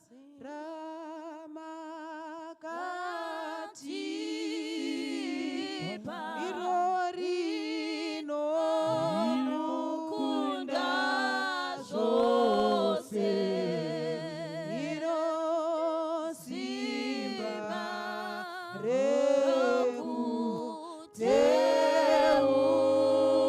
rekuteura kuna Mwari wedu. Hazvina kunzi simba rekubvisa. There's No, no say the power to kune remove. hondo dzakatotaurwa There are battles that were dzatiri said kufanira kukunda. that we are supposed to defeat. Dziripo. Uri kundinzwa The battles mupostori? are there. Kwamuri kuenda kune vamwe vanhu vanokubatsirai, Where you're going, where there are other people who are vachikupai helping tsananguro. and giving you Gore rakati explanations. ninga akaurayiwa, This year, gore this person rakati was ninga killed. akadzvanywa mumusha menyu. Kune munhu there is those territories Kune nzvimbo idzodzo nenhoroondo dzemhuri and history of the hatigoni family. kudzibvisa. We cannot erase it. Akatipa simba He gave us the power rinokunda zvose. that conquers all. Izvo zviripo, When but they are zvinokundwa. but they'll be Ndine munhu defeated. andikutaura naye. Madark forces Mweya yerima. musawesta mari Don't waste money muchiri pangozi. paying for avenging spirits. Musawesta mari Don't waste money. muchichekwa nyora. Because we are trying to control Nekuti tiri kuzama what we're kucontrola supposed to overcome. zvatiri kufanira kukunda.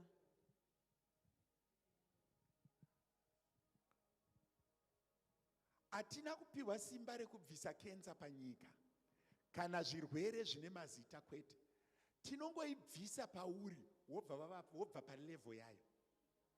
Just that. We will never say cancer will never exist on earth.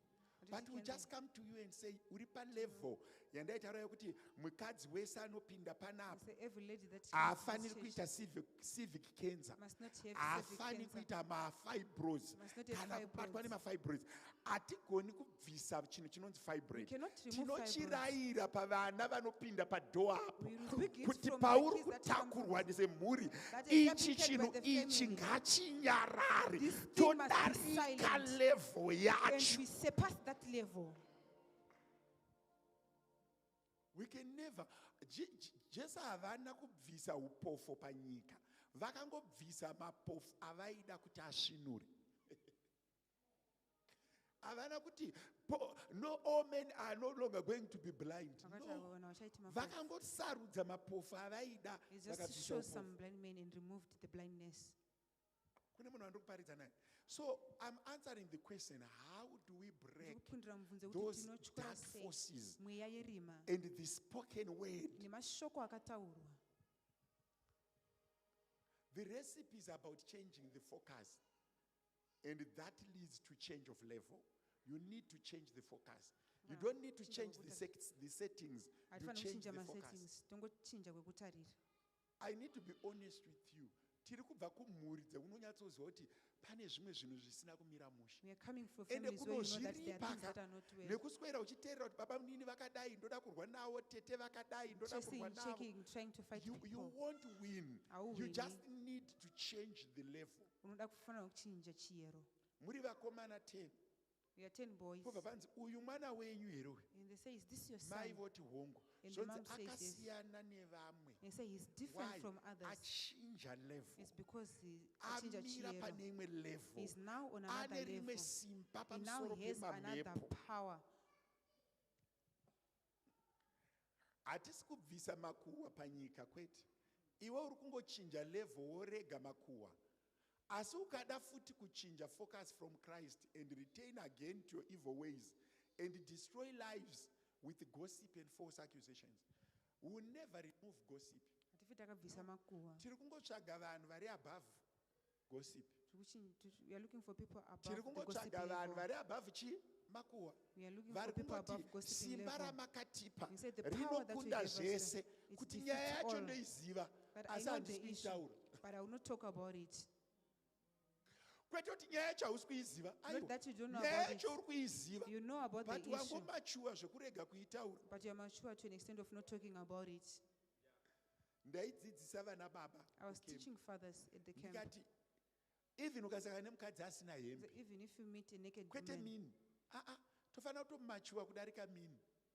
Kutosangana neane birthday suit. Kungotarisa kuti maswera sei. Motoenda. Uchingosiya zvakadaro. Ende vanhu vachadzimara vakutoona kuti kushama hakusi kubatsira because varume vacho vamachuwa.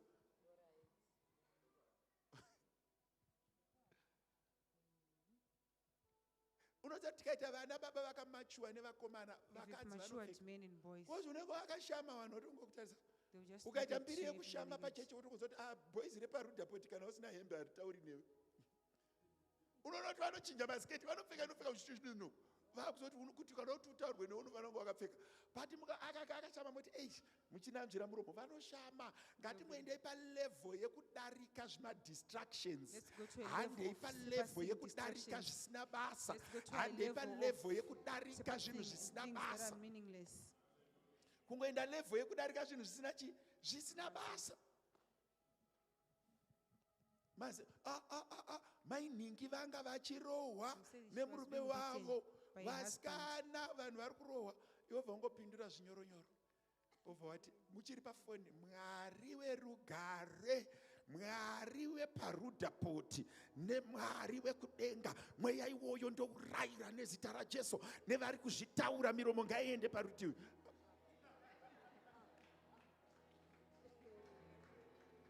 Watodarika level yevanhu. surpassed the level of people. watodarika mwari verugare wototanga kushimana nenimiriyamanara vakausuma mweya wekurwa mudzimba, domestic violence. Haungararami isu maindasisa tiripo, hauna kwaunoenda isu maindasisa tiripo, chakapinda baba ivavo ngachibude, mweya uri kuparadza marriage. Munhu anomira sokuti wabva palevo yekuva elitu Satan, waenda palevo yamwari yekuti ndakakuona uri muropa ramai vako uchitakanya nepain, ndikati rarama. Shoko ramwari noti unonoti mwari Jesu pavakaona murume aiva nereligion avana kupembera, iye anoti mauya here mwanakomana wamwari kuzotiparadza. Ndiri kutsvaga varume nevakadzi vari kuchengeta mamarriage evanhu, vari kuchengeta integrity yevanhu, vari kuchengeta the bread basket revanhu. Ndaona mainini vachitenga zvinhu kuexpiry till vobva vati nezita raJesu, mweya wekudzungaira nezita raJesu. Ndiri kutsvaga mabackbone echechi, varume nevakadzi, vana Nehemiya vari kuti handidye patafura yamambo, masvingo akaondongoka, handingapemberera kuchema kwevamwe mai. Ini ndakabereka mwana, kana mwana wavo ndikamuona achiputa fodya ndinomunamatira, ndikamuona achinzarauka ndinomunamatira. Handigoni kuseka mwana, ini ndakambotakura mwana. Ndiri kutsvaga vanomira pamukaha vari kuti ngatirohwe, but musikana sununguka.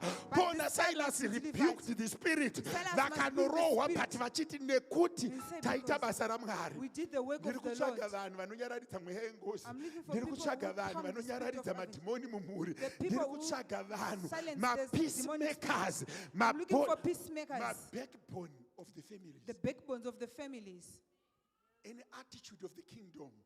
How do you overcome evil? You break the attitude of, you need the attitude of the kingdom. Unoziva kuti Daniel, you know Daniel, akagara neshumba, he stayed with the lions. Ana kubuda imomo akati chimboisa. Daniel anga akasiyana naElisha. Daniel was different from Elisha. Do you know who is the most cruel prophet in the Bible?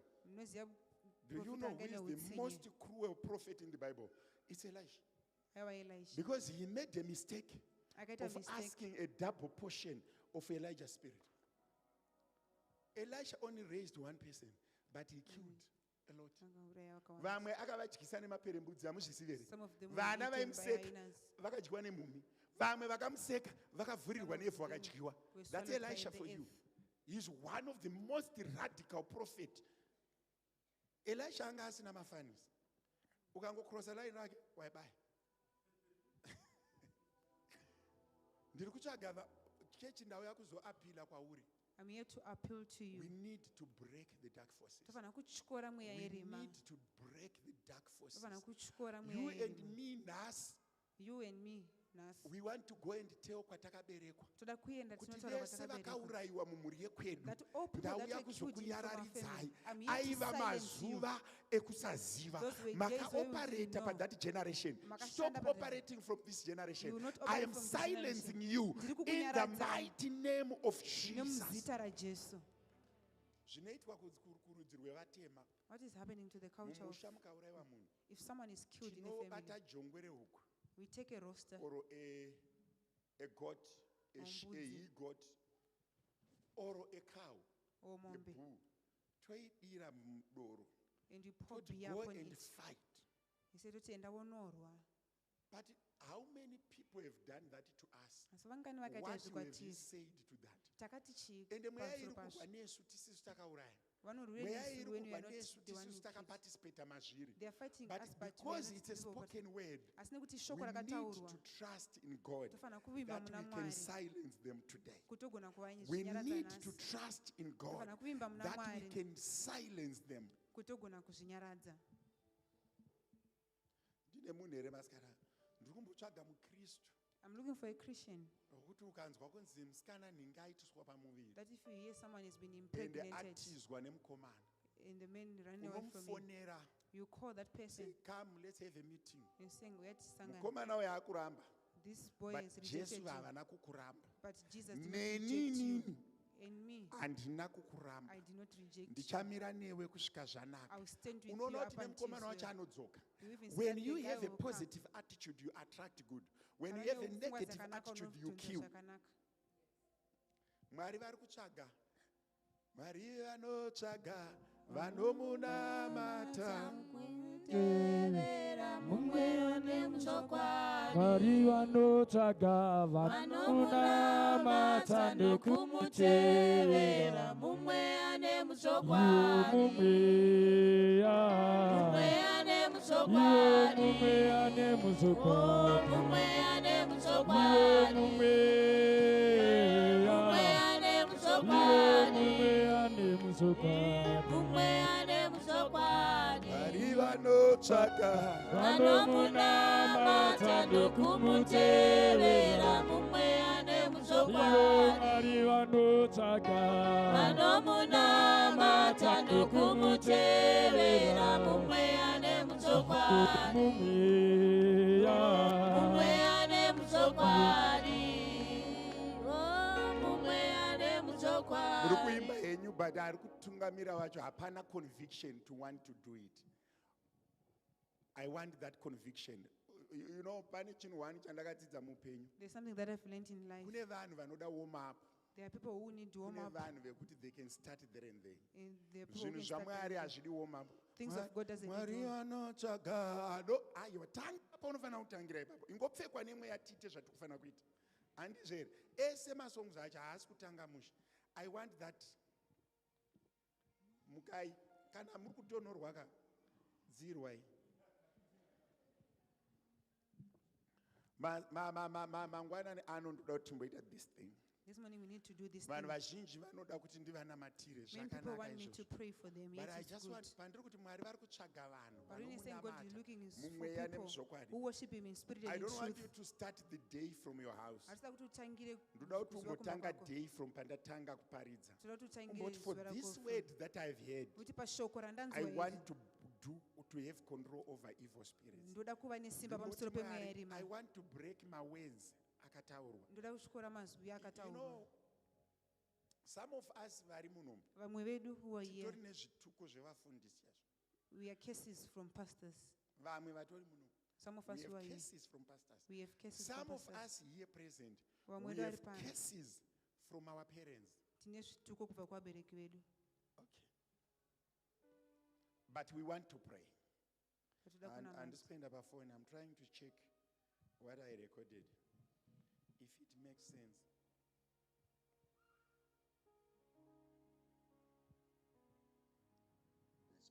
Spiritual world, anger is one of the ways. It's one of the activity that normally turn into dark ways. Because when you are angry, you can say anything, and there's an opportunity that there are people that you are not supposed to challenge or to say bad to, but you can say when you are angry. But because it was something not usual, but that was no. Okay, it's fine. Now you've got to sound vanogona kuhaika mic yangu, but I couldn't. Let me explain. Okay, let me explain it. I think I can report it, but the recording was detailed. Because I'm using a human mind, I can omit some of the things. One of the cases that we need to break this day, cases atakawana when we were angry. The case is the cases that we got when we were angry. When we are angry, Kana tatsamwa, we provoke. tinodena. Or we are provoked. Or tinodenwa. And we have said things Takataura zvinhu. that sometimes staying in the spiritual realm. Zvinogona kugara And munzvimbo we have yezvemweya. never reversed them. Torega kutorera mashoko iwayo. Kune vanhu vakaagiwa nemaparents. There are people who argued with their Kusvika parents. mubereki atsamwa. To an extent, the parent got Iye angry. achingopresa. And he was pressing. Baba imi makadai so. And Mai so he imi did this. kusvika mubereki atsamwa. Up until a parent was angry. Over resign the argument. And he resigned the argument. Over anyarara. And he kept silent. Over ati mwana uyu. And he said, this child, haana kwaanoenda. he will not go Kana anywhere. kuti mwana uyu Or this child, haandiremekedzi. he doesn't respect me. Iyoyo kesi inogona kunge iripo. That case might be there. Usingatomboizivi. And you don't know about it. Nekuda kweanger. It's because of anger. Kune vamwe vanhu vakanetsana nevafundisi. There are people who argued with pastors. Especially my leaders. especially leaders, zvokuti unotaura mazwi kusvika mufundisi vaakukutya, to an extent that you say words up until and the you feel pastor great. avoids him. And wozwa I want to kuzvitutumadza. be honest with you. Ndoda The kukujekesera. moment you argue with a pastor, When you argue with the pastor, kusvika mufundisi vanyarara, up until the pastor is iwewe silent, vava on top, and you feel that you are on top, 9 out of 10 it's a case. 9 out of 10 chituko. Even mufundisi vakanyarara, iwe Even the watotukwa. pastor is silent, but And you are unogona cursed. kurarama uchifunga kuti all is well. You can but live it is thinking not all well. is well, but hazvina kunyanya musha. Ndaitaura navagondwe this other day, I was talking to kana Mr. kuti Gondwe, vaitaura kumen's fellowship, or he was talking vachiti to there are Men's two Fellowship, people saying kune vanhu vaviri that you always need to play the small boy. vanofana kuita The mudiki. first one, it's your Wekutanga, parent. mubereki wako You always to remain the small boy unofana kuva mudiki. or the small girl. Even mama vakapopota zvakadii, Even if the mother please shouts, don't confront usaenda very far. kunobvunza. You can explain your point, Unogona but kuzvitsanangura, don't confront too far. but usanyanya kuenderera mberi. Vana vakaropafadzwa naMwari, Kids who were blessed by God, mune mari. we have money. It's not entitlement to instruct parents like children. Hazvirevi kuti unofana kutuma vabereki vako semwana. Ndine mere vekujoni, muneni here majobheki. Uchisvika kumba nemota yakanaka, When you get you home with a feel nice your car. mother is too small. Mama makazviitire, daddy makazviitire. This is not what I like. Sorry mwanangu, sorry nyati.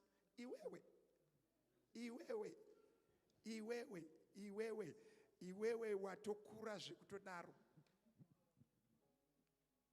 Those are some of the things that stops our going far. Zvimwe zvezvinhu zvinotimisa kuti tienderere mberi. I want us to pray. Toda Kana kuti kuine tinamate. munhu ari kuziva kuti akaita izvi, If you you know need that to we did ask this, for forgiveness. unofana kukumbira ruregerero. Kumbira kuti Mwari ndibatsirei. Ask God to help you. I'm not saying you don't share your opinion with parents, you do, but in a way that remain them parents.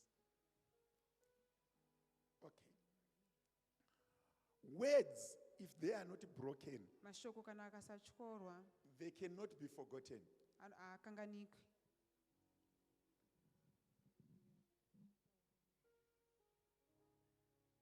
We want to pray. There are so many dark forces. I don't want to be a prophet of doom, and I will never be one. We want to pray that every spiritual spoken word that is standing on your way to be removed by grace, Ribviswe nenyasha. not by privilege, Not but nekuti by grace. tinokwanisa asi nenyasha. Baba vedu, vakatsidza ndinokutungamirira kuti usarasike baba nerwendo kune Mwari vanoti ndinokutungamirira, Mwari vanoti ndinokutungamirira.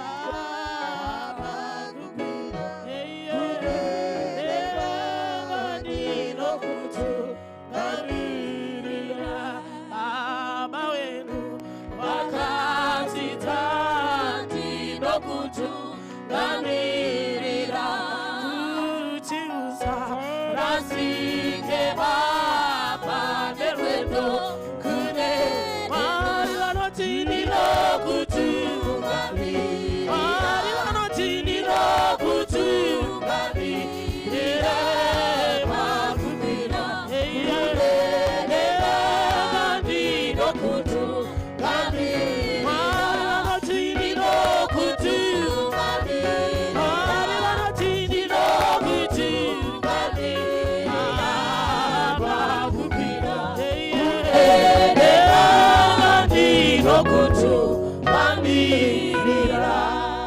we want to walk this journey together. When we are singing this song, I want you to reflect your life and say, Mwari apa ndopandoda kuti munditungamirire. Makambotsidza munofamba neni. Even inini wacho ndakabva panzvimbo, but ndadzoka. Ndaakuda kufamba nemi. Mwari verugare ngavatitire zvakanaka muservice ino. Ndoda kuti umwe neumwe ati Mwari ndiri kuda kufamba nemi.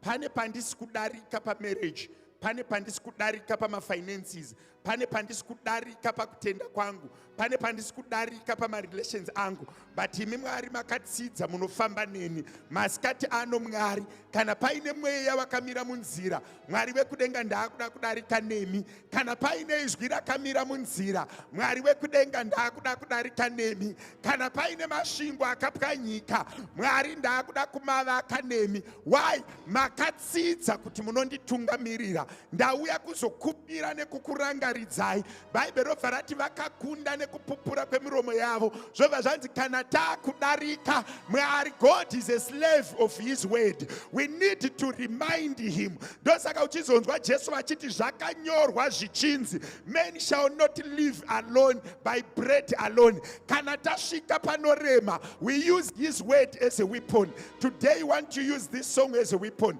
Kuti Mwari wekudenga makatsidza kuti panodarikika, uye makatsidza munofamba nesu, mukati muchatirangaridza zvatinofanira kuziva. Masikati ano Mwari wekudenga ndiitirei zvakanaka. Imarriage here yakapwanyika, utano here wakapwanyika, irelationship here yakapwanyika, mafinances here yakapwanyika, imhuri here yakapwanyika. Mwari makati munofamba neni, ngatifambei tese. Hapo unotambudzika ngekushaya zanoziya, unofadzwa neaya mazviki nokutungamira. Vanoti ndinokutungamira, vanoti ndinokutungamira, pakupinda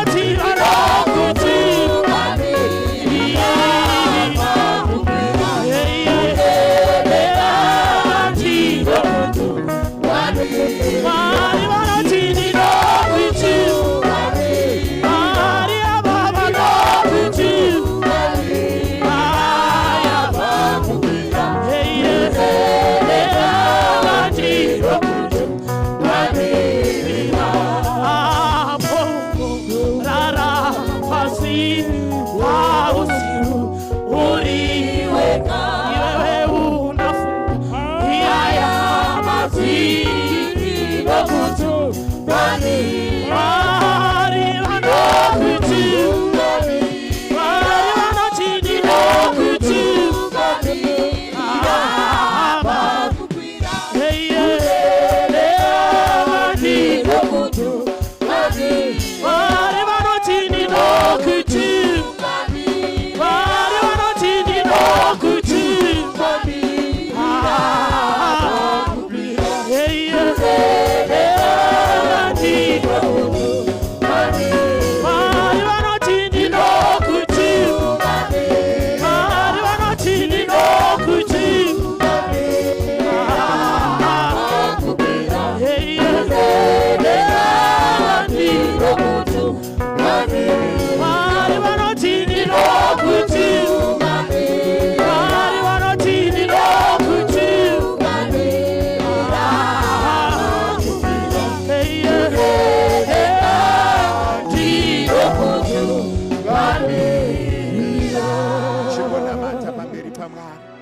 chimboti Mwari makatsidza munonditungamirira.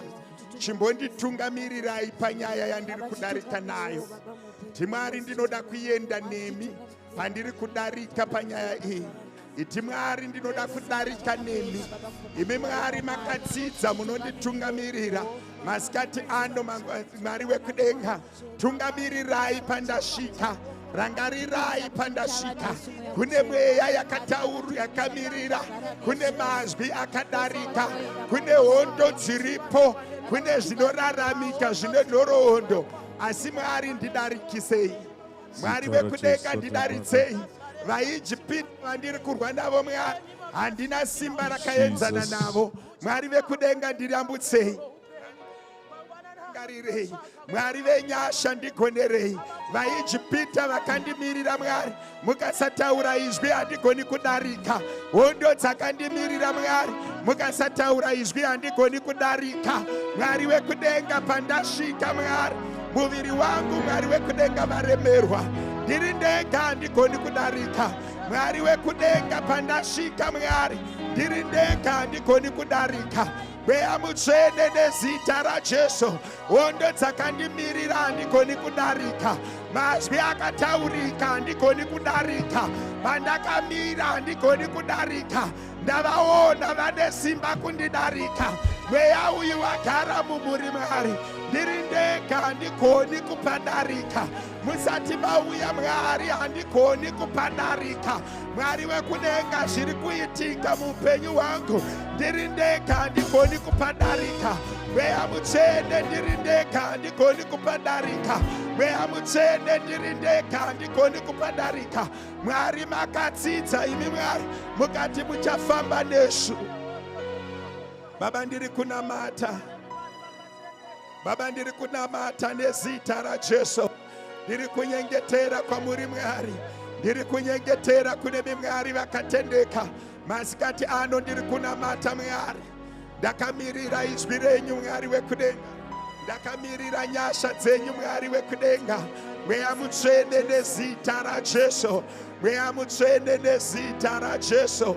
Mweya mutsvene nezita raJesu. Mweya mutsvene nezita raJesu. Mwari makati mereji yangu muchamira nayo. Mwari makati upenyu hwangu muchamira naho. Mwari makati vana vangu muchamira navo. Mwari makati utano hwangu muchamira naho. Makatsidza mukati munofamba nesu. Thank you Jesus. Thank you Jesus. Shikarabakausanda. Ishe ndinzwe nekufara, ndinzwe ine dzako idzodza unova ivo vanhu vose ngatiuye kwatiri. Ameni ngatiuye.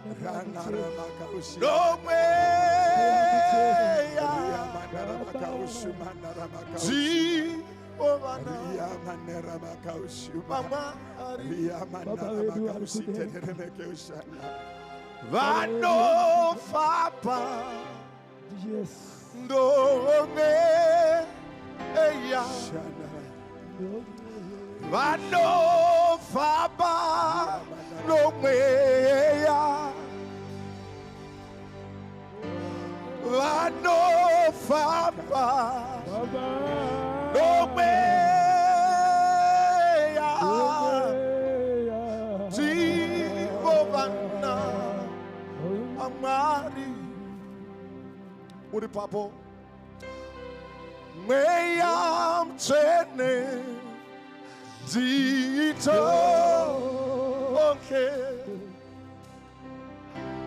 Mayam Chene, Dito, okay, Mayam mutsende titoke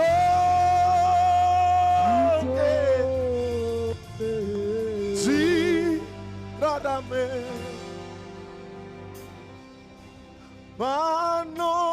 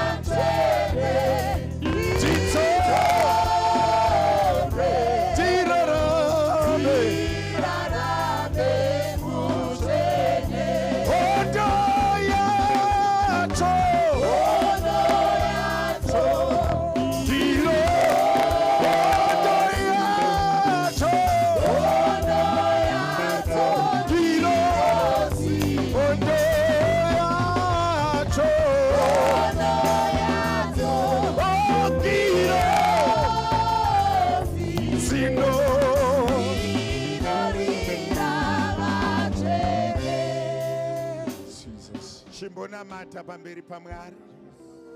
Iti Mwari kune zvakaitika kumuri. Iti Mwari kune zviri kuitika kumuri. Every evil spoken word or spirit operating on my way ngaibviswe naMwari. Chimbonamata masikati ano. Chimbonyengetera masikati ano. Pane zvimwe zvinofana kungobviswa naMwari. Pane dzimwe hondo dzinofana kubviswa naMwari. Kune imwe level yaunofana kusvitswa naMwari. Pane paunofanira kuyambutswa naMwari. Pane paunofanira kuyambuka naMwari. Chimboramba uchinamata. Chimbonyengetera uri ipapo. Kune chirwere chinotenderera mudzinza. Kune madelays anokonzereswa nemazwi.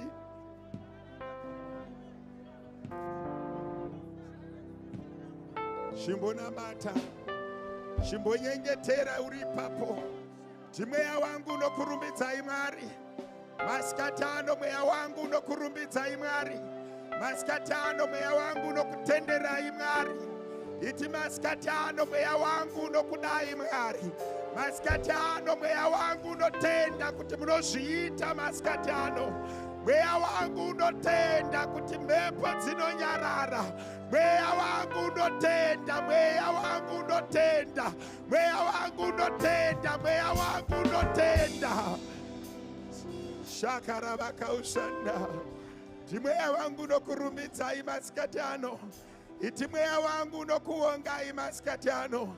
Iti mweya wangu unopambiri kwamuri masikati ano. Mweya wangu unotenda kuti ngozi dzinonyarara.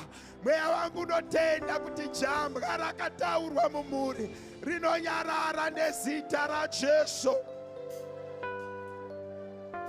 Shaka shia manara vakausanda. Sanganai nesu. Patinonye. One more time. One more time. But kuti Mwari sangana ineni. Kana varemerwa uya kupulpit. But pauri papo ndoroti ma dark forces are release. Uende ku next level. Every spoken word ngarishaiwe simba. Uende kumberi. Vati Daniel ngajwe neshumba. But denga ngariti ngakare nadzo. Amuke mangwana ariko. Nangoimbirwa this song sangana inesu Mwari patinonyengetera. Tiende tikangopedza takuenda kumba. Chimbotiimbirai sangana inesu Mwari. Tendera mweya mutsvene kusangana newe muzita raJesu. Sangana inesu patino nyengetera. Sangana inesu patino nyengetera. Sangana inesu. Sangana inesu. Sangana inesu. Patino nyengetera.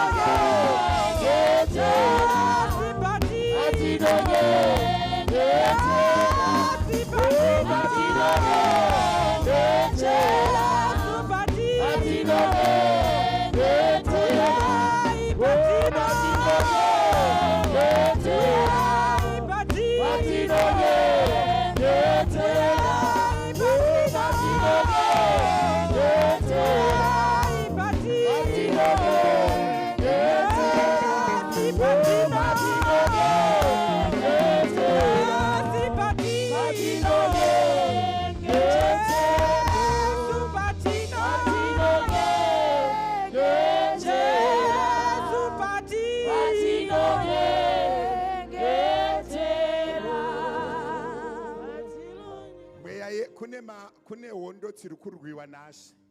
Kune makavanins ari kunzwa moto just because it was said. The Holy Spirit was telling me now kuti kune vanhu vakanzi havasi kufanira kutoenda kubasa. Unotogona kurambidzwa kuenda kubasa pamwe pacho uchitokwanisa kuita mari just because it's a covenant.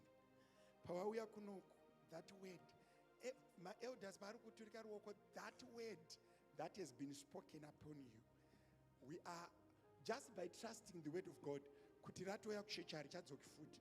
Pauchibva pano runopinda basa, uchibva pano rukunoita zvakanaka. uchitongobva panapa izvezvi uchatongodaidzwa pane zvinhu zviri kuitika patiri kuimbirwa ingosimudzisa maoko ako tikuturike maoko.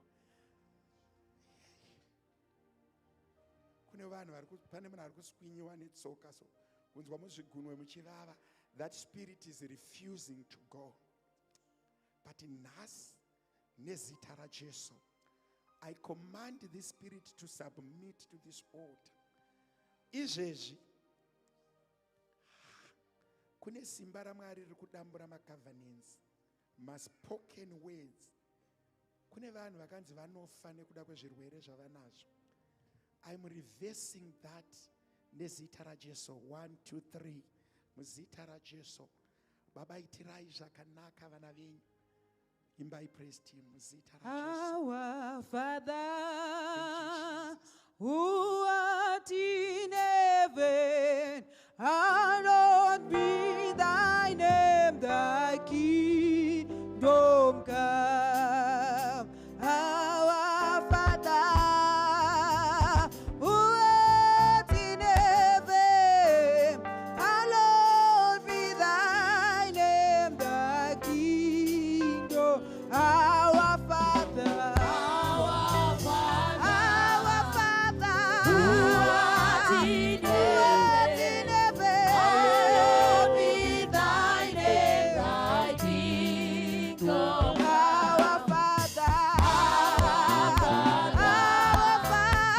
who art in heaven, hallowed be thy name, thy kingdom. Oh, glory, glory, glory, glory, glory, glory, hallelujah, hallelujah, glory, glory, oh, glory, glory, glory, glory, glory, hallelujah, glory to the city, oh, glory, glory, glory, glory, yeah, glory, hallelujah, glory to the city, oh, Baba vedu vari kure, zitarenyu vari umambo wenyu pauzi, oh, Baba vedu vari kure, zitarenyu vari umambo wenyu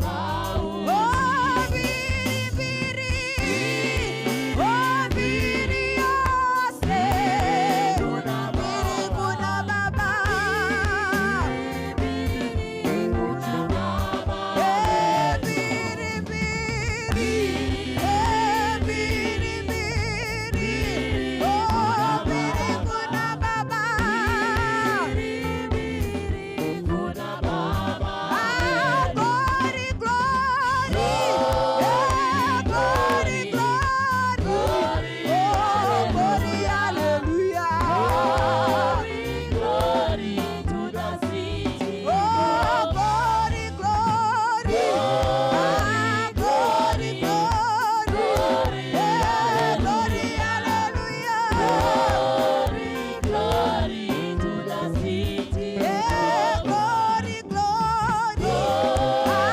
glory, glory, glory, hallelujah,